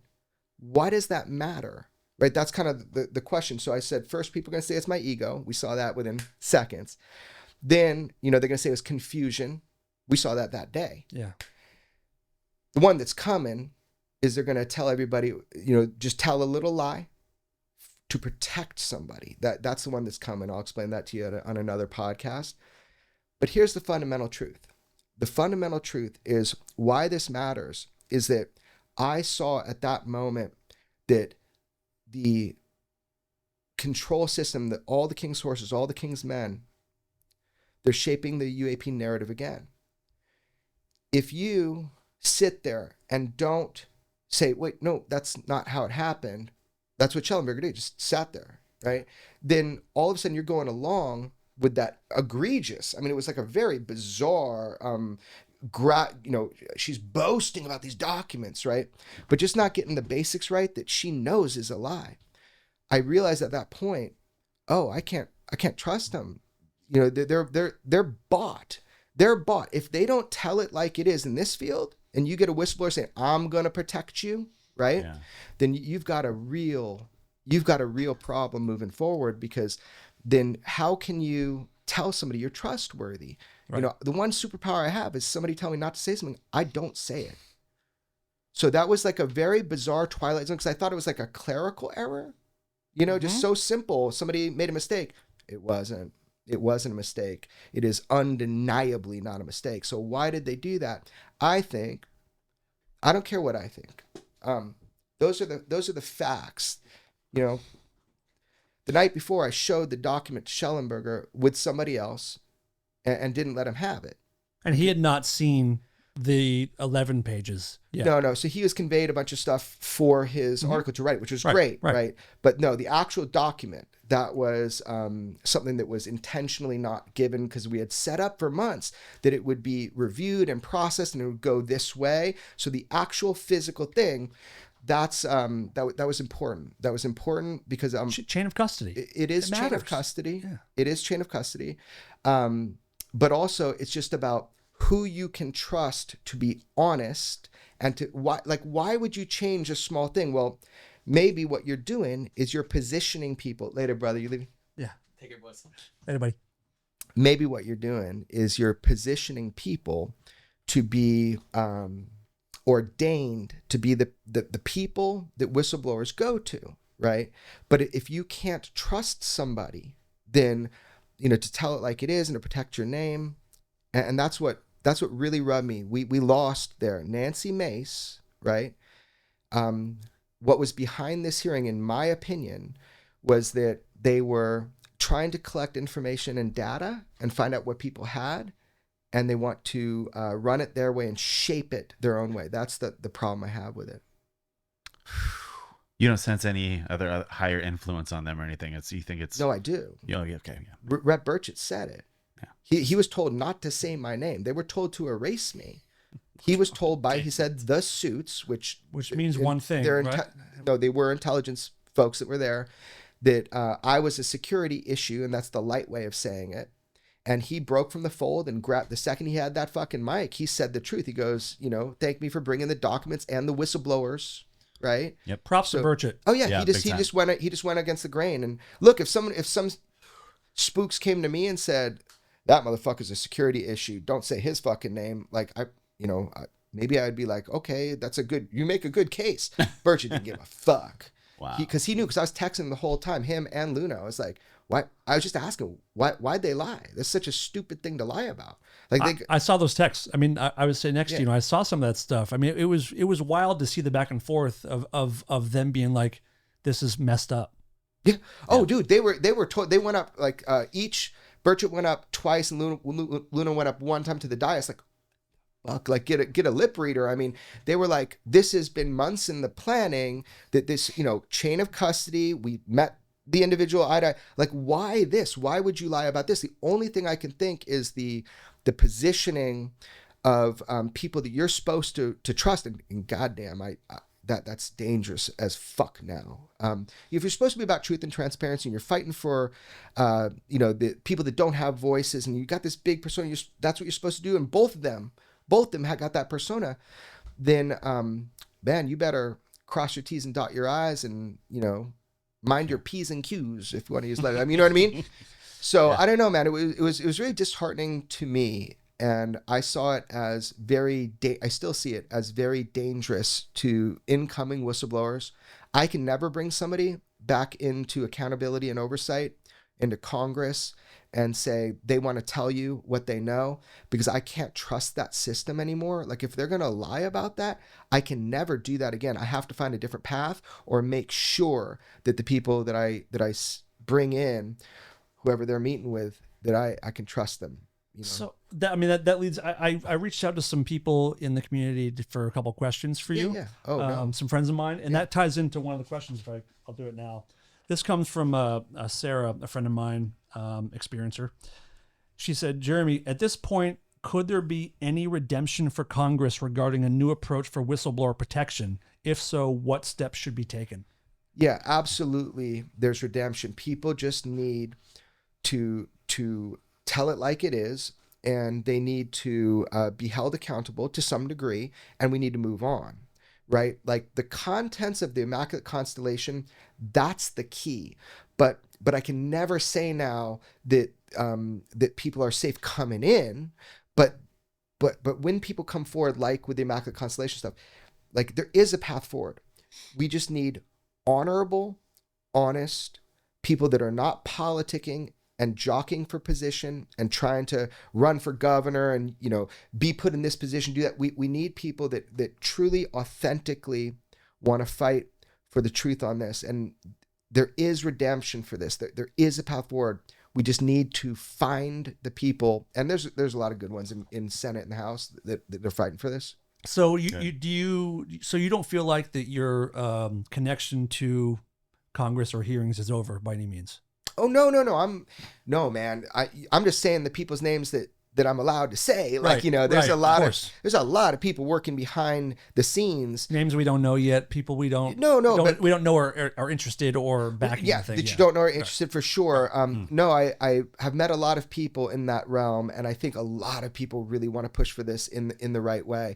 So there is a path forward, but it just can't be this controlled by it felt to me absolutely controlled, a shaped narrative. And I know that just because I fought to get firsthand people there and to see the blowback. I mean, I don't want to get into it, but at some point they're trying to get me into a skiff. And, you walk in a skiff, if you if you want to get access to stuff, you're not walking out of there with whatever you walked in there with. If you're being asked to give testimony in a skiff and it's a show me kind of situation where it's like they want to know what as journalists like George Knapp and I have obtained that we find of interest, my fear is that after I'm in that skiff, that there could be, they could tell me stuff that stops my journalism on it because they'll deem something sensitive. Do you understand now? Of course, yes. So I am a little bit cautious about going a route that I know is manipulative and I know is in the middle of being shaped. They'll admit UFOs are real, but they absolutely want to shape the way that you perceive the UFO reality. It has been beneficial before. It was beneficial for 70 to 90 years. It's sad to me that these mechanisms of control and influence are infecting people's fucking brains. Yeah. You know, it's happening again, but I mean, I've been pressured, so I just like, yeah, I mean, as your friend, I've seen some of that, and I'm privy to some of the stuff that you've had to deal with. Yeah. And for people that, I want to talk about grifting for a minute.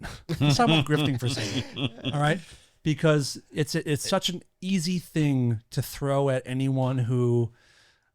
Just because we're friends and you know me doesn't mean you need to defend me to other eyeballs, bro. No. This is about the whole people thing. Just say stupid shit. Well, this is what I want to get to. Is it like this idea of people like you and people like we'll say George, anyone who has put time into this and done films on it? There's this stupid thing thrown out that like, everyone's just grifters. Everyone's doing this for money. Yeah. I want people to point out, when you watch Weaponized on YouTube, there's no ads on there. Those episodes get hundreds of thousands of views. And if you were to monetize that, you'd be making some good money. Yep. But you don't. Right. You're a terrible grifter is what I'm getting at. I'm terrible. I'm terrible at grifting. Yes. And I think people don't realize that there are true consequences for people that are doing hard work. It's not always fun. I mean, you're dealing with a lot of fun stuff and you meet some fun people, but there's some concerning and scary parts to journalism in general. Yeah. Right now we're in a weird place with journalism, but let's get back to the grifting. Look, I would like, I would like to do ads on Weaponized. Everything feels so terrible. I do the audio ads when it's like a product that I think is cool or something. George is going to do some for like, what is it? Like animal rescues, unpaid, right? Yes. He's using the platform to do that. But I have no problem with people doing that. You know, we just, like a lot of people, in order to do it, that's what they need to do. And so I've got no problem with that. I think that that's a weapon people use. They say, oh, you're a grifter or something. But they don't really know what it is that you've put into things to get them out. Yeah, I don't know, man. I kind of don't care. People say crazy shit all the time. Well, I care because it bothers me because I think that even when people have information or are working on something, if you write a book or you make a film, what's wrong with getting paid for doing it? It's not like you're not making up information for the sake of a book or a film. You're making something for the benefit of others. You're allowed, like policemen, they get paid for their job. I get paid for my job. It's just a ridiculous thing that bothers me. Yeah, well, because people go in the other direction. I mean, people that they take money for interviews and they do all this crazy shit like podcasts. I've heard that kind of thing before, and I think that it just pushes in one direction. I don't think that. I don't know, man. I don't even know anymore. I'm kind of just beaten down by the hearing this bullshit. Yep. I kind of like just, my family, my whole family has worked hard. I don't even want to get into telling people what's up. Yep. Anyway. Yep. Yeah. Great. Yeah. Well, speaking of getting paid for being on podcasts, thank you for cutting us the friends and family discount for being here today. It's good to have you here. Oh, wow. Can we do a big shift? Yeah, please. Please. I mean, same topic, but yeah. It's something that I think I have a lot of questions about. And at the end of the series of the UFO Revolution, you mentioned the big lie. And I want to talk about the big lie. Right. I know you didn't want to say the date, but for people that follow closely in this field, You already knew the date. we all knew the date. Yeah, that's what I was just trying to call So out. We all knew the date, and there's been this talk for a few years about 2027. Yeah. All right. Sometimes it's 2029, sometimes 2030, 2035. Well, yeah, there's a range, 2027 to 3036 is like, and I didn't ever say those words. No, you did not. Know. Yes, we all know. Because it's everywhere. Right. Yeah. Yep. There's a very famous clip with John Ramirez making a comment about how 2027 they're all going to show up. And you said this at the end of the episode that, which has been taken completely out of context, which we also need to talk bet about. It has, yeah. Your basic quote was, the lie that you're going to be told is that there's a craft slowly making its way towards Earth. And with the assumption by what you're saying is that it gets here in 2 years, in 2027 or something. Something happens then. Different versions of the thing Of everywhere. course. Yeah. I want to ask you, where is that lie, in your opinion, coming from? Is there a person? Is there an office? Is there an agency? Where is that lie born?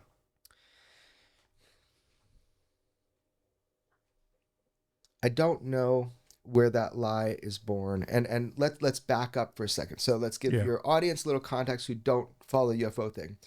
So a lot of people in the UFO field, such as myself, you're told things through whispers, right? Yep. But it was so loud. Everybody kept overtly saying, "Oh, there's something coming," And look, I could be wrong. What the fuck do I know, right? So I could be wrong. But it just felt like it had to be said out loud.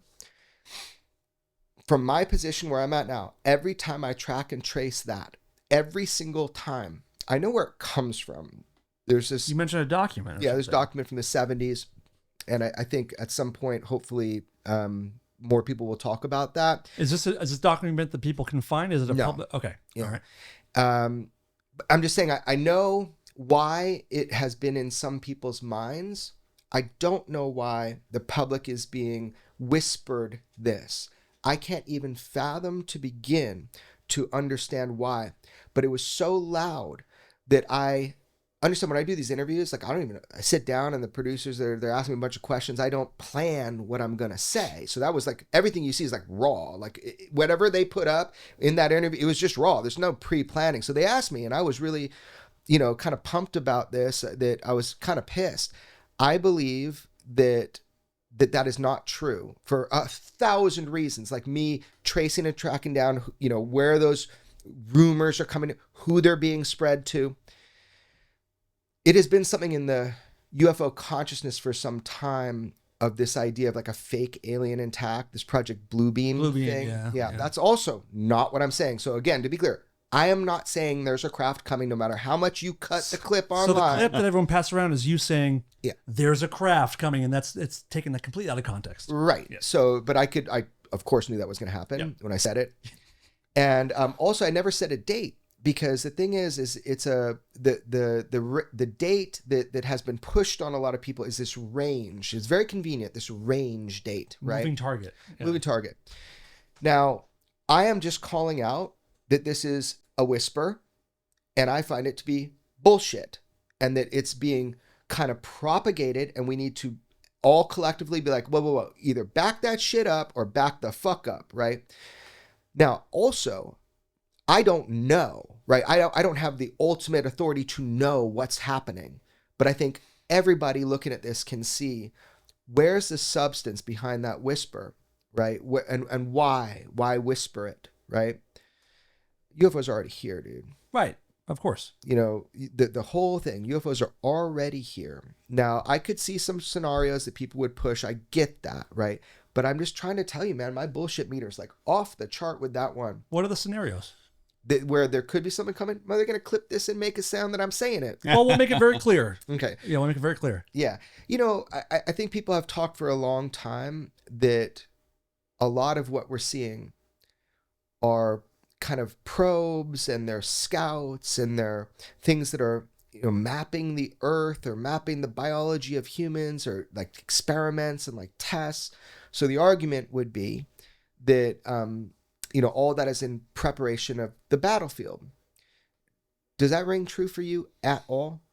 No, Me neither. But there's one thing that happens. Everyone says there's something that is talked about often and quoted that really bothers me. Yeah.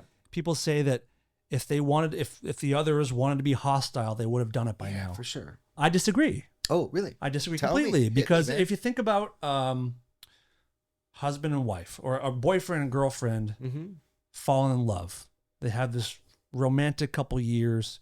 He proposes, they get married, beautiful wedding, amazing honeymoon. They're together 5 years, 10 years. Things start to get a little weird. The husband is going through some changes at work. He starts drinking, whatever. And eventually, beautiful relationships can sour, and that guy can end up, he can beat his wife or kill his wife or vice versa. Relationships can change. And just because something has been fine so far doesn't mean it'll stay that way. And also, we're also assuming that whatever time they might be in is the same kind of time that we live in. Like our 500 years might be 2 days to them. I mean, we don't know. Right. So I think all possibilities are open. Yeah. Do I think that it's a negative approach or a violent? I do not. And I think most people, like you're saying, most people would disagree. Yeah. I don't know. Yeah. I don't know. There are flexes of power, right? So we know that the UFO phenomenon, the UFOs themselves, whoever pilots them, they definitely show displays of power by turning on and off nuclear weapons. It's well documented. That is real. That has happened in multiple nations, multiple countries. We also know that they tend to observe military action. And so that is an argument piece, for, hey, what the fuck are they doing, right? So there is an argument to be made, but I just don't know. I think a lot of it turns out to be opinion. I'm not saying everything's benevolent, everything's okay, but I'm saying this is reality, whatever it is. So I don't know, man. It's just that threat narrative thing of where there's a craft coming. I just started hearing that so much in all these circles of my investigation. Every time I pressed into it, is always like, well, I'm like, I don't know. Like, Have you heard that? Nobody does. Have you heard that? Maybe somebody does. Have you heard that whisper or that kind of thing said to you from people that you otherwise trust and people that you respect and have leaned on before? Yeah, people are real cautious saying stuff to me because they know I'm going to dig into it. So I think nobody would say that directly, very specifically to me. I see it more as kind of an influence thing. I see it. Look, again, if I am wrong, then we're all fucked anyway. But I mean, I don't know. Yeah. But it's like, I don't know how to answer that. A lot of people tell me a lot of things that I just kind of like tuck in. And when I've pushed on that one, I just didn't find the core truth in it. Okay. And I just think we have to be really careful of that. The idea of putting, fear into people about something like that, if we don't have more behind it. And that's also only if you read something coming here as a bad thing. That's the other aspect of Sure. is that to me, if something is on its way here, it doesn't really make me scared because I don't know yet. Have you ever read Childhood's End? Have you guys read that book? I heard of it, but I'm not a big reader. Great title, though. Yeah, it's going to blow Arthur C. Clarke, right? It's Sure. Of course. Because my joke to my family right now, they're like, what's happening with the UFOs? I go, it's fucking Childhood's End. I just put a little fear in them. I don't want to blow the book for people, but there's some aliens that come up on this craft and many craft, and they sit up there for generations to acclimate humanity to these spaceships. Wow. Because they have a problem. It's the way they look. And I don't want to blow the book for you. It's important. But the way they look is really important. They can't just like step out their craft. But then the second part of the book is madness, man. It's all about the transcending of human consciousness. And that was the real plan for humanity. It's very much like kind of the messaging we're getting today in the media with the psionics and all that stuff. It's pretty interesting. It sounds like we're about halfway through the book right now. That's what I'm saying. We're getting close to it, right? We're getting close to like the second act of that book. I don't know. It's so funny. Maybe other people will have an opinion on that. They should read Childhood Zen, make some comments in your guys' podcast, and tell me if they don't think that that's a funny kind of parallel to the things we're hearing these days. Right. You know? You're a friend of mine, and I have your back about everything. But I also need to ask a question, I think, on behalf of some of the audience too. Oh, I'm sorry. I'll answer short, quick. Yeah, go. No. Yeah. Many experiencers or people that have had, people that claim to have close contact, or people that have been abducted or gotten. We hear about downloads and stuff all the time. That year and those years seem to have also been like given or portrayed to experiencers. Oh. Like I know some who have talked about 2027 and 2029, and who is it? Singularity. Ray Kurzweil. Ray Kurzweil mentioned 2029. Yeah, I think that was like his initial date, but it's like kind of fluctuated around those These years weird again, dates like floating the buffer around. date. Like, Of, yeah. So if experiencers hear you say that like this idea is bullshit, Yeah. what do you like? What do you say to them? Well, they have more direct knowledge than I do, so I'm wrong. And that's okay. We can Fair. Yeah, disagree. sure. I mean, they have information that I don't have. And if that's if that's the information that they have and that is accurate information, then I'm just simply wrong. Dude, I am wrong every day, all day long at my house, right? Like it happens all the time. I don't want to make light of it. I said it for a reason, but I wanted to kind of warn people, be careful with the shaping of the narrative right now. Really be careful of that. But at the same time, I could just be wrong, and that's okay with me. What a amazing thing to be wrong about. Being wrong is fine. Dude, my mind would be blown. It's like the alien mummies. I call them cake mummies. Like, here's the deal. They're saying they got bodies of aliens, right? And I'm like, bullshit. And everybody was pissed at me about that. The thing is, okay, I would love to be wrong about that. That would be the coolest thing to be wrong about. Yeah. It's just because I'm jaded because so much stuff comes at me and God damn it, they had alien bodies. I'm not saying they do. I still don't see the evidence for it. But I have a friend who's really thinks I'm wrong. Ernie Klein. He's the author. Oh, of course. Ready Player One. Ernie, I love you, Ernie. Huge. Ernie is convinced I'm wrong on that one. He thinks that the things that presented there's a Mexico? There's a lot of evidence that I'm not exposed to, and he's sending me stuff to expose it to me. Okay. That's his perspective. For me, that's not my conclusion at this point. I've looked at the data, I've looked at the information. It doesn't compute for me, but again, I would love to be wrong about that. How cool would that be? If we had these alien bodies. Well, that's the other thing. We do, right? Yes, we do. It's just if those are, yeah, which I still say. My opinion is no. Right. But, hey, look, prove me wrong. Yeah, we don't know sitting in this room. I don't know. Yeah. There's a question I want to ask No way you, for me to know. a fun question I want to ask you for a while. We see all kinds of footage every day of stuff in the sky. Yep. Do you have any sense if any of the videos of bodies or pictures of bodies are accurate? Any of them? Yeah. So by my determination, whatever you value that at, they're all bullshit so far. Okay.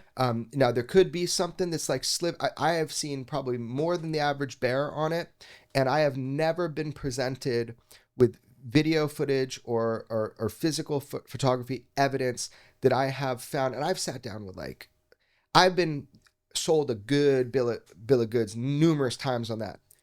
I have not seen the alien bodies. I have not seen that evidence yet. Now, the craft and all that, that's different. But the actual physical pilots that are alleged that something has to be controlling these, online specifically, and also personally, when I have been shown information, I have never felt was genuine to this point. You got to imagine how controlled that stuff is. If you're taking photos of these pilots from crash retrievals, it's gonna be controlled information, man. We can keep secrets. Our government can keep secrets. So do you believe that video or photographs of these beings is kept even more under wraps? Definitely. Like that is the most hardcore. Let's talk about that. Yeah, sure. How is it? So what's the government, the shared system where they can all hop on and There's multiple different couple compartmentalized systems. So there's the CIPRNet is like a low version. You got JWIX, which is a more classified version. But even with that, you have pilots that'll go film a UAP. They'll do analysis of that UAP, and they'll actually say like UAP showing possible or potential instantaneous movement, or you know what I mean? And so on these systems that I do not have access to be clear, you have an aggregate of all these different things with all our different sensor systems that get funneled into some of these top shelf servers. But that's where Immaculate Constellation comes in. If you really understand what that program is alleged to be, and I have confirmation, I mean, it is. They've changed the name, yes. But it's an aggregate program to siphon off the top certain like shapes and performances of not only NHI craft, but also the attempts to reverse engineer and utilize those assets from allegedly from other nations too. That's what it said, right? That's what it talks about. ARVs. Right. Well, RVs, as we know in public, yes. Yeah, well, that was it. That's an interesting thing. So I think when the person who authored that reports to you what they were accidentally exposed to, that some of that's going to be cleaned up, like with what exactly was on those pages. I think the version that went on the Congressional record is probably to the T. It's probably to the T, but there was no A in the ARV. Okay. And by the way, the document that was submitted was 11 pages. Right. And the 12th page being your page. Right. But the full thing is 22 pages? Is that correct? No. So what is that? Okay. So that's another thing. I really think I've gone too far in this podcast, but let me just, I appreciate it. Let's talk. Yeah. So there was a substantial amount of information presented, because you heard that because you got sharp ears on the show, right? Something like 22 pages. There's a number of different versions of this, because some of it is your own, like the author's point of view. Some of it is their bio and information and their background. Okay. So when you add up all those pages, right? But the core, the meat and the core of just the facts, ma'am. That was the 11 pages that I fought and made sure would get on a Congressional record for, because it's different when it goes on Congressional record than if like just George Knapp and I report on it. It's a really great thing to get that documented in through the Congressional 100%. Process. And there is a process to do that. It's not just willy-nilly. Oh, wow. It has to be vetted, right? No doubt. And signed off on by multiple people, I assume. Right now, fuck all over the thing, or just say something like crazy, right? Next hearing. Next hearing. So yeah, there's a process, and tried to go and play nice through the process, and then got, just completely lied to, which is a detriment to us and detriment to whistleblowers coming forward. It's a detriment to journalism. It's a detriment to integrity. Right. It's a detriment to the whole thing that we're trying to do is fight for transparency, and then throw out a bunch of little lies to what? I mean, it's so bizarre to me. If we're all fighting for the same thing, we need to be to the T on the same page about the facts. They cannot be changed, even if they're changed by Congress, who shouldn't have done that. That's right. Fabrication and a forgery. And look, they did it so, George would say, ham-fisted. I don't know, that means like a bumbling, sloppy. Yeah. So, because when I called out Representative Mace, saying, hey, you said 12 pages, but I only see 11. That's where it got evil. That's where it got creepy. That's where you should know that something is up, where they're shaping the narrative. Because what they did was on the actual Congressional record, because they saw my tweet and the ghost page. Right ghost after page. They put a ghost page. There was no blank 12 page. So it was real. Yeah, I think people blatant. should. I think people should be furious. I think they should be furious because we're asking whistleblowers to trust us as journalists, right? We're asking whistleblowers to trust us as Congress. We're asking people to come in and tell us what's going on, and we're going to protect you, right? And I tested those protections, and there are no protections, by the way. It's another thing that one day I'll talk about, what I did to do that. But you should be furious because if we're asking for people's trust and for people to come forward and we can protect you as journalists, you know, you have to tell it like it is, or like you know it at that time, right? You have to correct the record. You have to say if something went sideways. So I just really hope moving forward that we get some good allies and that trust is well placed when people decide to come forward. Like, I trust George Knapp, yeah, absolutely 100%. And I know the people that wouldn't, you know, who won't fuck you, you know, for their own gain. And you just got to be real smart if you're coming forward that you find those people. No doubt. I want to go back for a second. Okay, go for it. We're talking about the bodies for a minute. Oh, the bodies. So, and I asked you if those are kept in a different area or if different people have access to that. How does that work? Do you know the kind of people that would have access to those things? How are they separated? What is that system like, to the best of your knowledge, if you have any knowledge on it? I don't have a lot of knowledge on that. I've been told a lot of stories by people, you know, who would be in a position to know. I'm so worried about getting played by people. I just don't report on a lot of shit.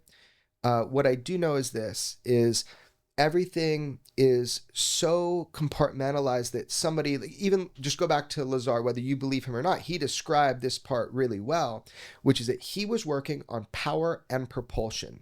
The only time he got to see this craft was when they petitioned, hey, this is important. We got to get in, see this one part for our part of work. And that's when he saw a bunch of the other stuff. So if we are talking about how to secure the bodies and the biologics separate from the power and propulsion, separate from, I don't know, there could be,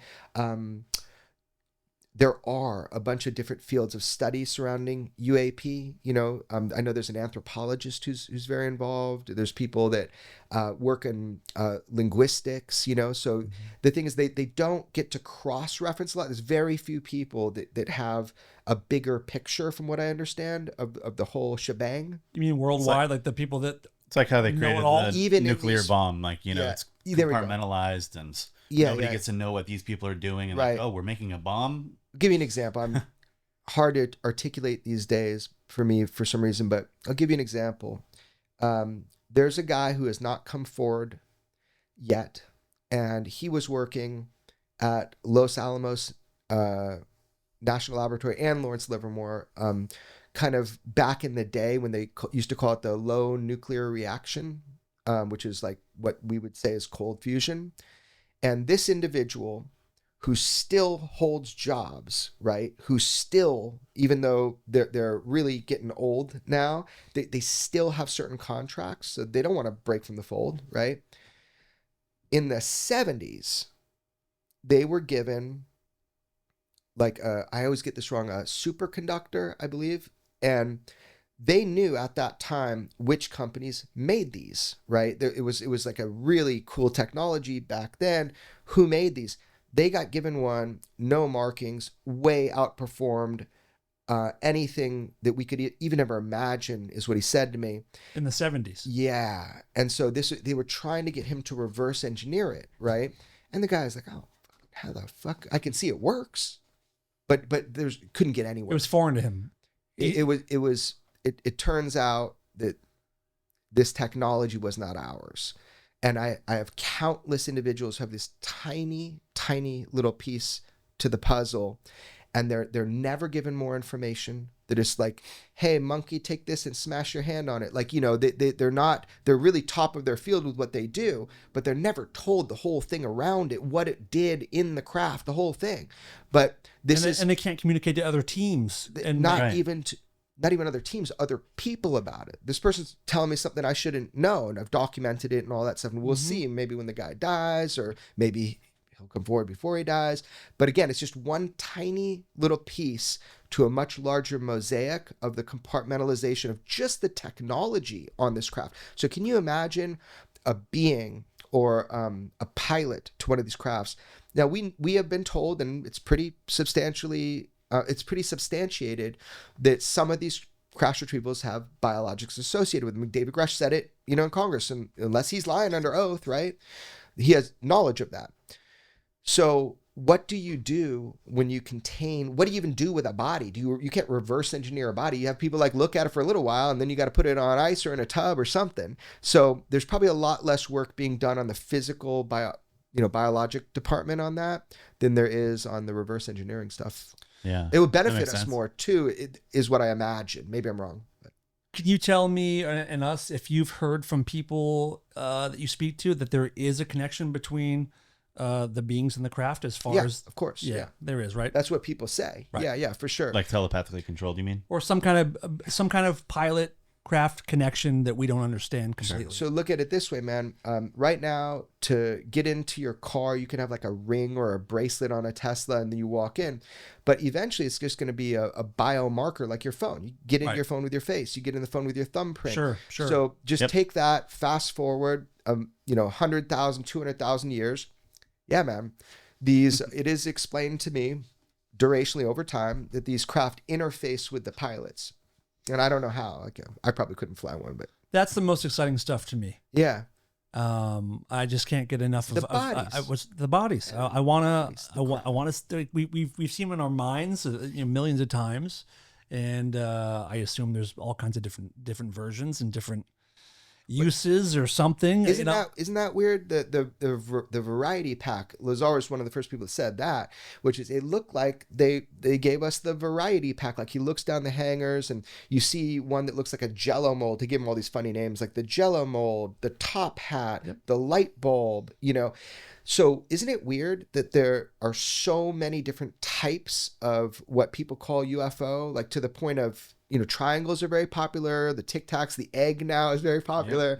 But why all these shapes? Why all these different morphologies? And why is that made to order, made for purpose? Each one. Deep Internet says so. Or different species, different kinds of things interacting. Your guess is as good as mine. And that's why it's so fun. Yeah, I have no idea. It is the unwritten book. It's the never-ending story still, this whole thing. It's like it's make your own adventure with all these possibilities. Yeah. By the way, I want to use this as a moment. When we were at the hearing, you and I were going in to sit down. Yeah. And there was a man sitting behind us. And I don't want you to say what he said. I'm going to show him. I'm going to put it on the screen. Oh, my Lord. I wanted... Oh, look at you. I want to talk with him. This guy right here was sitting behind you and I. Yeah. And he said something to you that was very specific. And if anyone knows this guy, don't know who he is, if you know him, have him hit either me up or Jeremy up. Hit you up. Do you mind? Hit me up, Dan Cleary 79, and I want him to tell us what he said to you, and that's how we're going to know who the right guy is. Okay. I'm sure he knows what he said to you. You'll recognize his voice in 2 seconds. Of course. And I told you from the beginning, this guy, I think you need to talk to this guy. Let me see that. Yeah. We are on the hunt. This very nice gentleman came up to me. Sorry, now your picture's on camera. You were at the hearing, but yeah, I'd like to meet him. Yep. He was very interesting to me. People send me photos of the storage facilities and they leak them to me and all this stuff, but I don't buy any of it, man. The only one that ever, for some, I know it's easy to dismiss, but the alien interview video, Yeah. for some A lot reason, of people think it's real. for some reason, it makes me feel weird. Yeah. And that one for me has always been like, this feels right. I don't know why. I mean, I understand, like, sure, it looks like a puppet, but it affects me. Yeah. Well, people will do an analysis of like the film stock and try to figure it out that way. There was one from Russia that was interesting. Oh, the one in the snow? Yeah, the one in the snow. That one's always been a kind of interesting one. People have dove into that and, found that, look, in this era, did you notice as soon as that, the egg-shaped UFO that Ross Coulthart put out on a show, as soon as that's out, it's like the next day you get another video. Do you know how quickly, when I put something out with George, that the zone gets flooded with like jellyfish, in quotes, like type UAP, you can create imagery so easy now that it's so hard to distinguish, what's real, what's not real.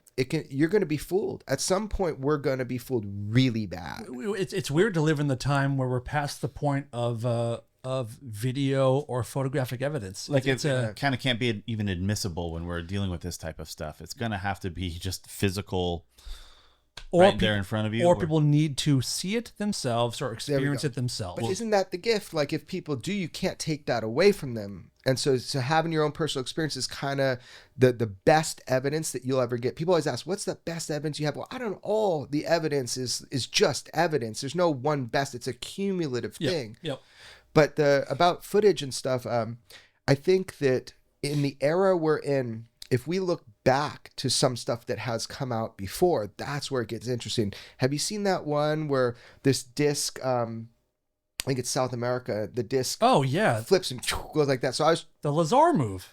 That's the Lazar move. Yeah. Kind of, right? Yeah. Oh yeah. Where it Belly turns? first. Yes. Belly first.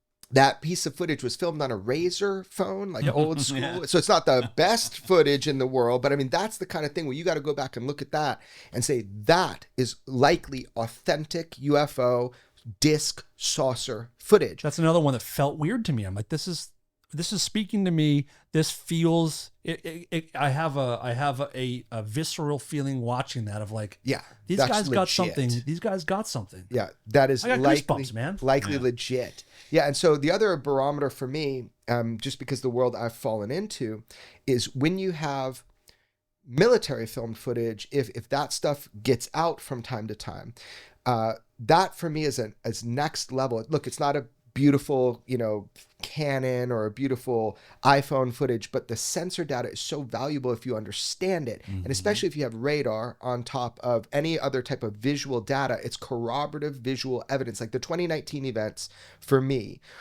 that was the George and I reported on. We have firsthand witnesses. We have footage that our own government didn't even have. This is the pyramid stuff.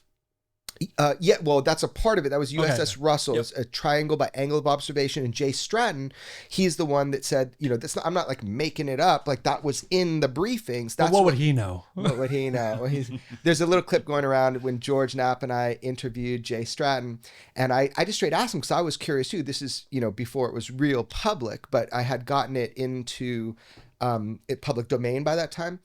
And we said to him, hey, man, I don't know, watch the clip. But I'm asking him that question, is this an optical artifact? And he's like, well, no, I had three PhDs looking. I go, you had 3 PhDs or you had 3 PhD level people? And he goes, 3 PhD level people. And I'm like, were they optical physicists? He's like, yes. It was hilarious. But that was just one part of a huge event series that happens regularly. 2019, off the coast of California, 10 Navy warships swarmed simultaneously with a ballet of over 100, I'll call them units, right? We don't know what they are, but they weren't conventional. And it was such a thing, and there was so much corroborative visual evidence from deck footage to thermal to infrared. It wasn't just one ship. It was in 100-mile radius. And they could see them with the naked eye too? Yeah. And that was kind of the core of evidence for me, is when you have all this corroborative visual evidence and then the testimony too, like the guy in Iraq that filmed the gimbal UAP of Iraq. It was hearing and understanding and doing that interview and getting all the information that goes with that one piece of footage. I'm just saying, there is crystal clear, beautiful footage, military filmed, of UAP, craft, unambiguous. The problem is that there's first of all, we haven't admitted it. So you put something out like that, it's not admitted yet. I can't wait. Crack those archives open. Once it's admitted to the American public, well, this is what we have heroically been studying, and just give it all up. You touched on this on the last episode, Weaponized, that you and George have seen some of these things. Mm-hmm. Yeah. Can you talk at all about the kind of things that you've seen? Sure, the kind of things. Yeah. Absolutely. General, whatever you're comfortable with sharing. I would love to know. I'm comfortable as fuck. I just when you make a certain promise or that kind of thing. That's what I mean. Protect. Yeah. I just want to know basically. Yeah, you want to try to, but yeah, absolutely, man.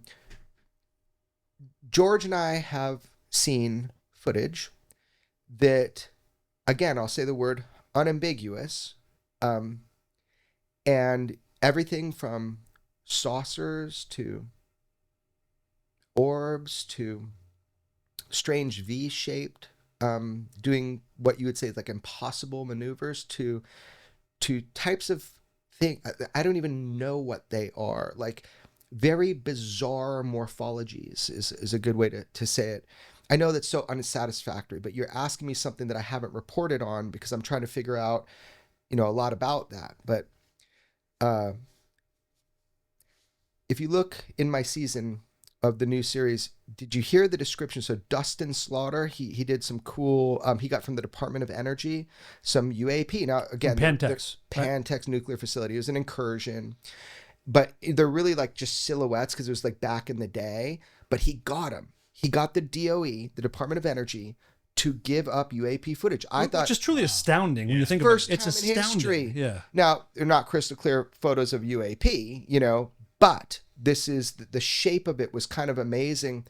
There's another case that is said in that series about a crystalline structure. Did you hear that? Of course I did. Oh my Lord. So that kind of thing would be a unique morphology.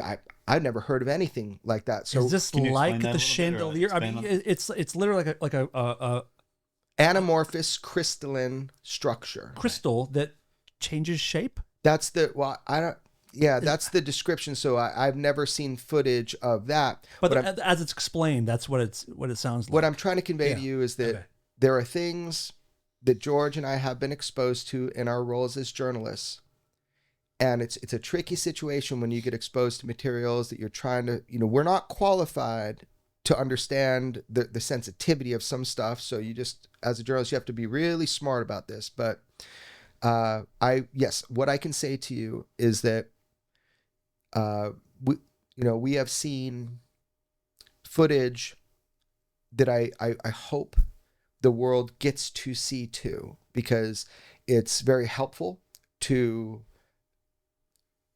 come to the realization that there's a wide variety of vehicles that can do some transcendently ridiculous things, and they are not ours. And that's the thing. They're not ours. Simple as that. It is as simple as that. Beyond doubt. Like way beyond doubt. Like I don't have the luxury of disbelief. Which you've been saying for a while. Yeah. And I know that stings because everybody says, well, show me the goods. Well, you know what? Ask your government to show you the goods because they got some great shit. You know what I mean? I'm not, it's but does not fall on me. Is that going to be a finish line for most people? Nope.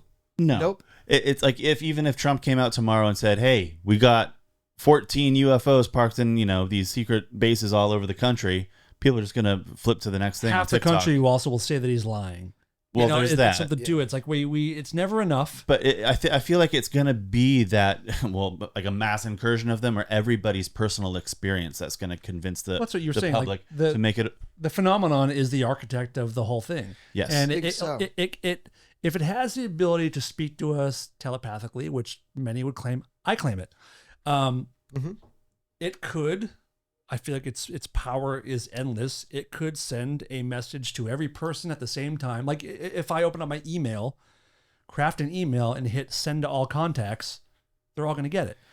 This whatever this is, this phenomenon has the ability to let us all know at one moment, but it chooses not to. But that's the only surefire way. Childhood's End. I'm telling you, it's a crazy book. Wonder. That's great. Wild. Yeah, I'm not going to forget that. I don't know. It becomes a thing, Dan, where you're like, will one photograph, will one video, no, will 20, will 40. That's why we go to Missouri, put the UFO there, let everybody go the show me state, and then we find the touch me state, and we put another one there. Let everybody do that and find the burn me state, the kick me state, and that'll be amazing. I don't think we should go to the touch me state. This is getting crazy. Too many of those. A lot of trouble there. Yeah. I don't know what the end point is here. Nothing's, I think we're going. See, that's the thing. We get so frustrated. The world gets frustrated. I think we're moving there. We're moving in that direction. Sure. People are talking. Now, their credibility, and if you believe them, if you can handle what they're saying, if they're saying is true or not true, like you got to deal with that. But I think we're moving in the direction where we can now have this conversation. And like Lou Elizondo always said to me, he's like, well, it's an easy conversation. You just tell them what's up. Yeah. Go from there. This is as far as we can go. It's an easy conversation. We can all have it. I think that's correct. Yeah. Yeah. it's so easy for me to get frustrated about things still, even though I should be just grateful because of these massive jumps we've made in the last couple of years. We have. But, you know, with when Grusch testified, my mind was blown. I watched it like 4 times in a row, back to back. I was just, this is the greatest thing, and why is nobody ever paying attention? And he's like, oh yeah, and I can provide you addresses, names, everything. But I have to do that in a skiff. And then like I hear nothing after that. Like, fuck. Well, Grusch for me, that was my for me, that was official disclosure to me. 100%. Even though I already know, you know this, we know this. We as people were so fucking spoiled by David Grusch as a witness, and having the balls to speak. And if I ever meet him, I want to thank him deeply for what he did. And he's the a true eloquency hero. of it all too. That's kind of my main point, is why we were spoiled, is that he was so perfect of a vessel to be the person to say this on record. He's so intelligent. He's so confident. He's kind. I mean, he is professional. And I think, honestly, the fact that he has autism, to me, lends even more credence to what he's saying, because there's something about information retention with autistic folks and almost the inability to not be yourself. He is the best possible witness that could ever be the guy saying that. So for me and many others, that was what I needed for official disclosure. Everything else is all icing on the cake, but that was it for me. Yeah. That was a moment where you embraced that. Now, the thing is, now people want to see the photographs, the videos, and they should, and they want to be able to have that direct engagement with what have we been doing about this all the time. It really took, he broke the mold, and that's really hard to do, but he has encouraged others, and that's what's important. People have and are coming forward because he testified. Absolutely. So no matter what you think at that point, what I'm excited about is as people start backing up that information, if it's correct, they start backing it up, then that whole picture is going to be filled in. Yeah, David Grusch is a hero for the topic because of what he did. It was not to his own personal benefit. Absolutely. Yeah. And even as a veteran, it's hard to come out anyway and speak about wrongdoings that your government has done. Yeah. It's a hard thing because it's like he's clearly a patriot. Yes. And what he did is the truest definition of a patriotic act. Yeah. And then, even though it stands up in the face of certain parts of our government. Not all. The government is not a wholly bad thing. But it's made up of us, man. That's it. We're just people. If we're And good, we're bad, do the right thing. Yep. He did the right thing. Yeah. You know, people should do the right thing. Right on. We're almost done here. A couple more questions. Do you have anything top of your head? just in regards to like the tail end of that, like he also started destigmatizing the whole thing, which is the biggest win I think out of that too. Yes. Where like somebody so legitimate came forward Yeah. that is giving the comfort of allowing. I mean, I still feel weird talking about this, to be honest. I mean, we have a podcast now and we have you coming in, which is just blowing my mind in itself that we're talking about this, but it's still such like a tough stigma to get out there that people are afraid, even just in that regard, of how they're going to look by talking about this, let alone sacrificing their whole career and everything else on top of it. So anyway, I just wanted to add that on the very end of that, because that was so important for me personally to feel more confident about coming out about things. And so I think people like David and Lou are giving, and Fravor, all of them are giving people strength to people that they don't even realize. Yeah. You know, they're making it more comfortable for people to discuss with their friends and their families and I think that's what I meant. and More all for like kinds the normal of person stuff. rather than like, the next general or pilot or whoever comes next. I mean, just the families that are now able to talk about this. Yeah.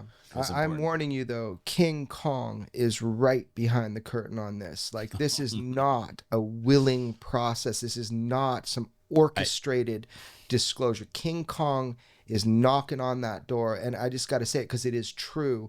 So I think that we should encourage people to keep doing this, because every time somebody comes forward, a little bit of that pressure comes off. But I've seen it myself. This is not a willing disclosure to the American and global public. This is not willing. They're pretending in some ways it is. and it is not. They're putting people in position to lock this shit down again and control the technologies, tell you the littlest amount that you need to know to shut the fuck up.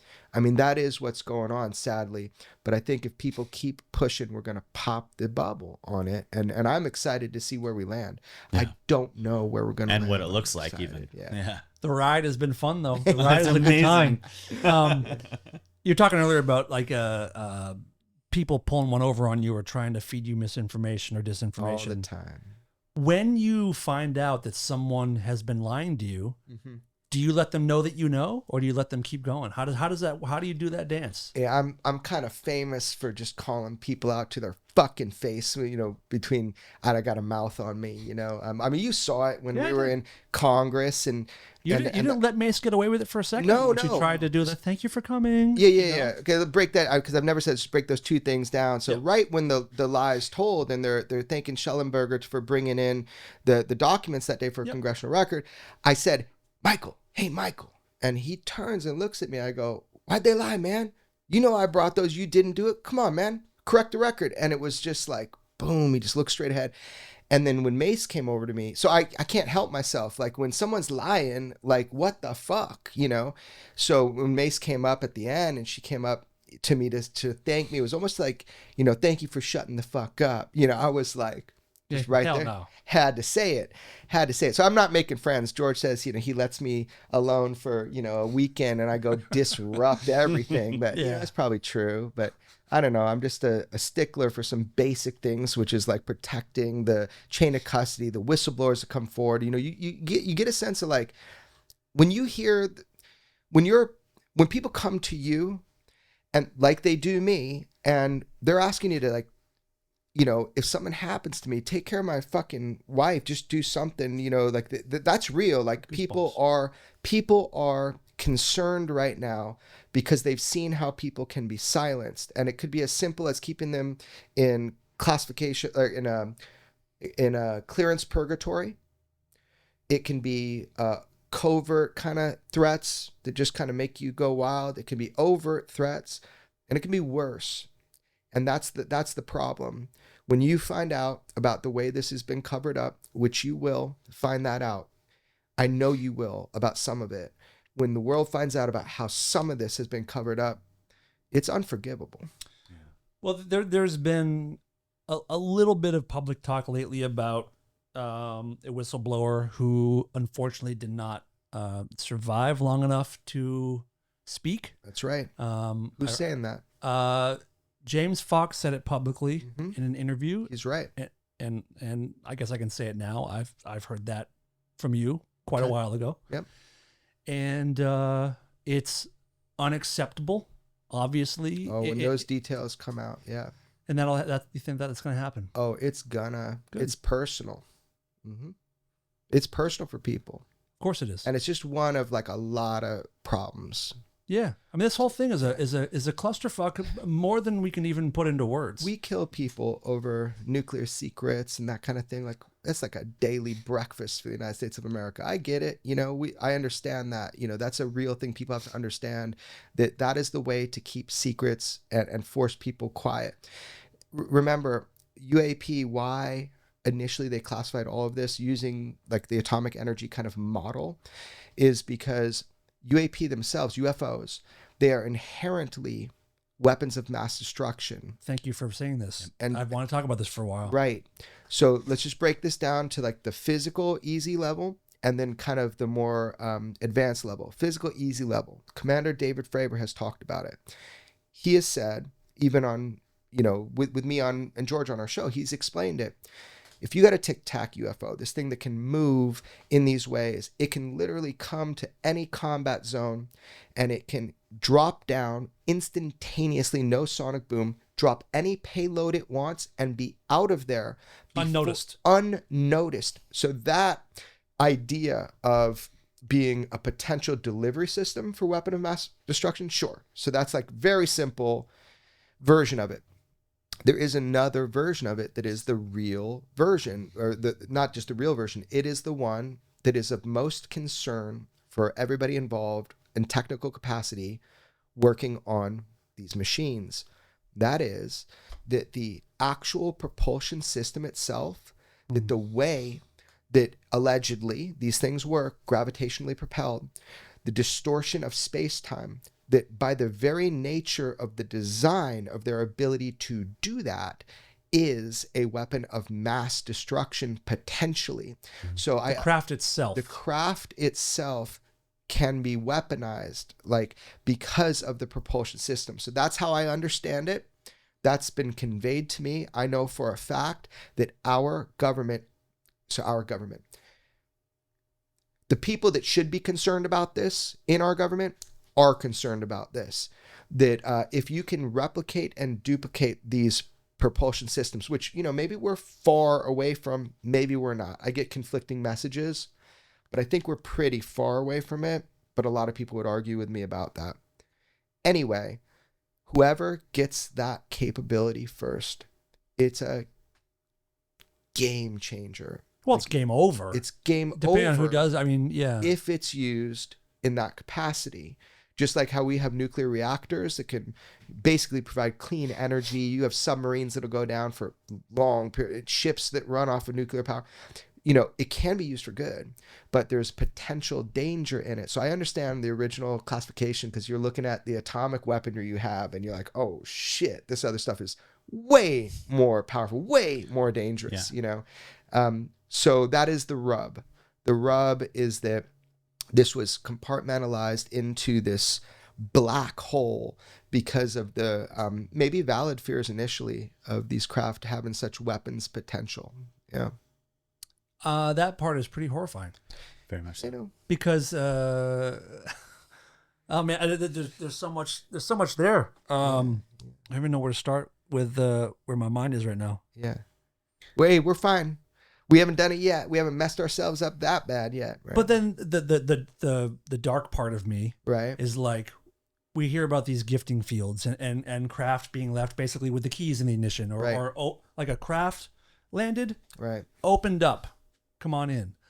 So my dark mind is like, are these being left here? If they are WMDs, are they being left all over the world for like a final, you know, bye everybody kind of deal? I mean, who knows? I don't know. Yeah. Or I don't know. I don't know. I like you're It's all spooky. wild. I like that. Yeah, sometimes. Overall, I'm not scared of the whole thing. Yeah.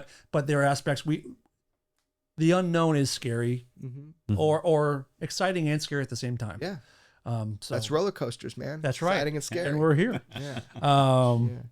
Shit, dude. So at the end of the day, man, we don't know. Yeah. But everybody's hungry to know. Yeah. And I feel like we're getting closer to finding out, where there'll be more noise and, you know, coming as well as signal, but we're getting closer. There was talk for a while that the beginning of January was going to be pretty exciting, and so far it has not disappointed. Right. And I understand. I mean, before you walked in here, there was some announcement about some big announcement coming next week about something. I mean, who knows? Bang, bang, bang. Of course. Yeah. Look, man. Whenever there's dates on things, it always moves around, the moving target. But Yeah. we are living in a very cool time, and I'm really, really stoked to be here, alive during this, and having conversations with people. It's great. Stay alive, Truly. man. It's great. You see it unfold. Whatever's happening, stay alive. To be around for the Enjoy battle it. is a pretty Yeah. special thing. We got a couple more questions for listener questions, and we'll get out of here. Okay. That works for you. We talked about propulsion systems a lot. My buddy Xander, who is part of a podcast called Night Shift, which I hope you man. talk to them at some point. They really good dudes, Clint and Xander. Here's a question. I'm sure you've heard a lot about 0 point energy. You obviously know a lot about element 115, etc. But there are competing theories as to how these craft work. Do you lean towards one over the other, or is it a case that both might be viable means of energy generation? Yeah, you're going to have to ask the pros and the experts on that. I don't know. Okay, Yeah. fair enough. And then Nick Gold, who you might know from Declassify UAP, sent in a question. Yeah, Nick Gold. Yeah. Great dude. Yeah. What would your ideal top-down government UAP disclosure look like? An actual description of how it would unfold, and then if the ideal wasn't possible, what would your minimal acceptable version look like? Would love to hear everyone's take too. I think we should be having more discussions about it in specific terms. Yeah, Yeah. I agree with him. We should have more. And I think there are some people that have done, I think that's a lot of the legislation and the bright minds behind that. I think that is the plan. I think you're seeing it now. I think it's admitting, like Commander Fravor always says, our relationship to UFOs in America is like that of an alcoholic. We can't, until we admit there's a problem, we can't start to deal with it.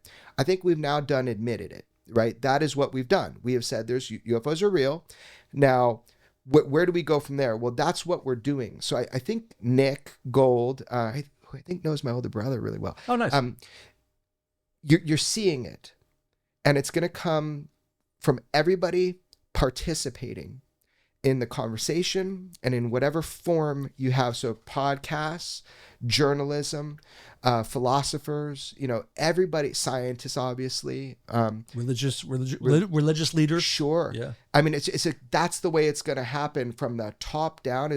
We got an admission. People want like a bigger admission. Okay. So you got the president coming out and saying it, maybe great. Whoever kind of starts that, we've already started. Whoever starts that from the top down, it's going to take everything as described just now to all bring us to the point of understanding. We're going to bring ourselves to that point, but we just need clarity on the nature of reality. And then we can go from there. And then of course the craft, and of course, all that stuff. But I'm not the person that is best to ask about a controlled way of doing this. I am literally taking a pin and trying to find the places I can poke to find a version of getting a little more information out. Yeah, he's just asking what you want, what you would want to see. I want it all out. Like maybe I'm prepared, but I want it just all out. This is what we can tell you. This is what we know. This is what kimono. Yeah. And obviously we're not going to tell you the dangerous parts of this, like how to functionally do it.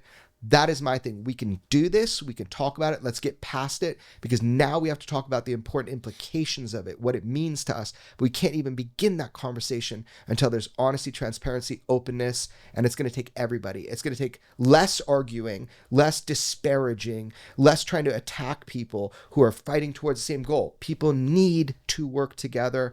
Hold your tongue, stop being a bitch, and start working towards the same goal, which is understanding. That's what we need to do. Yeah. I mean, that's beautifully said. That's great. The main takeaway is stop being a bitch to everybody. Yes, stop being a bitch. Really. And stop, everyone's competing to break a story. Work together. And if you don't, little of that, right? As people make successes, make them feel good about it so that they keep fighting the fight, right? Yeah. Yeah. Oh man, I had a great time tonight. That was awesome. Thank you for. I thought we were gonna laugh a lot more. You made me so uncomfortable because I have to be like because I love you guys, and like I have to just try to say it like I know it at the time. But normally when we're hanging out, we're just cracking up. Of course, and we're gonna go get some food now and do that hopefully. But I just want you to know also that you do have an army of people behind you, and by you I mean you personally, sure, and journalists in general. And anyone who wants to come forward and speak, the public has your back. And I know that doesn't always protect you from everything, but to everyone who has given even a moment of their time to this, I thank all those people. Yeah. People that came long before us, people that will be working on this long after we're dead. It's a very important conversation, and I'm really thrilled to be having it. And I'm stoked to call you a friend and to have you. I'm proud of the work that you're doing. Thanks. And I mean, sincerely, I'm truly... Since I first met you and watching your path over the last, I've known you for eight or so years, I want to tell you, as your friend, I'm really proud of the work that you've done. Thanks, man. And as someone who this matters to, thank you for everything you're doing. Thanks, man. Well, I'm doing my best. That's the best I can do. Yeah. And I just suggest that everybody do their best. You know what I mean? That's the way we're going to get anywhere, man. Yeah, it takes more than a few people. It does. It's going to take everybody. Yeah.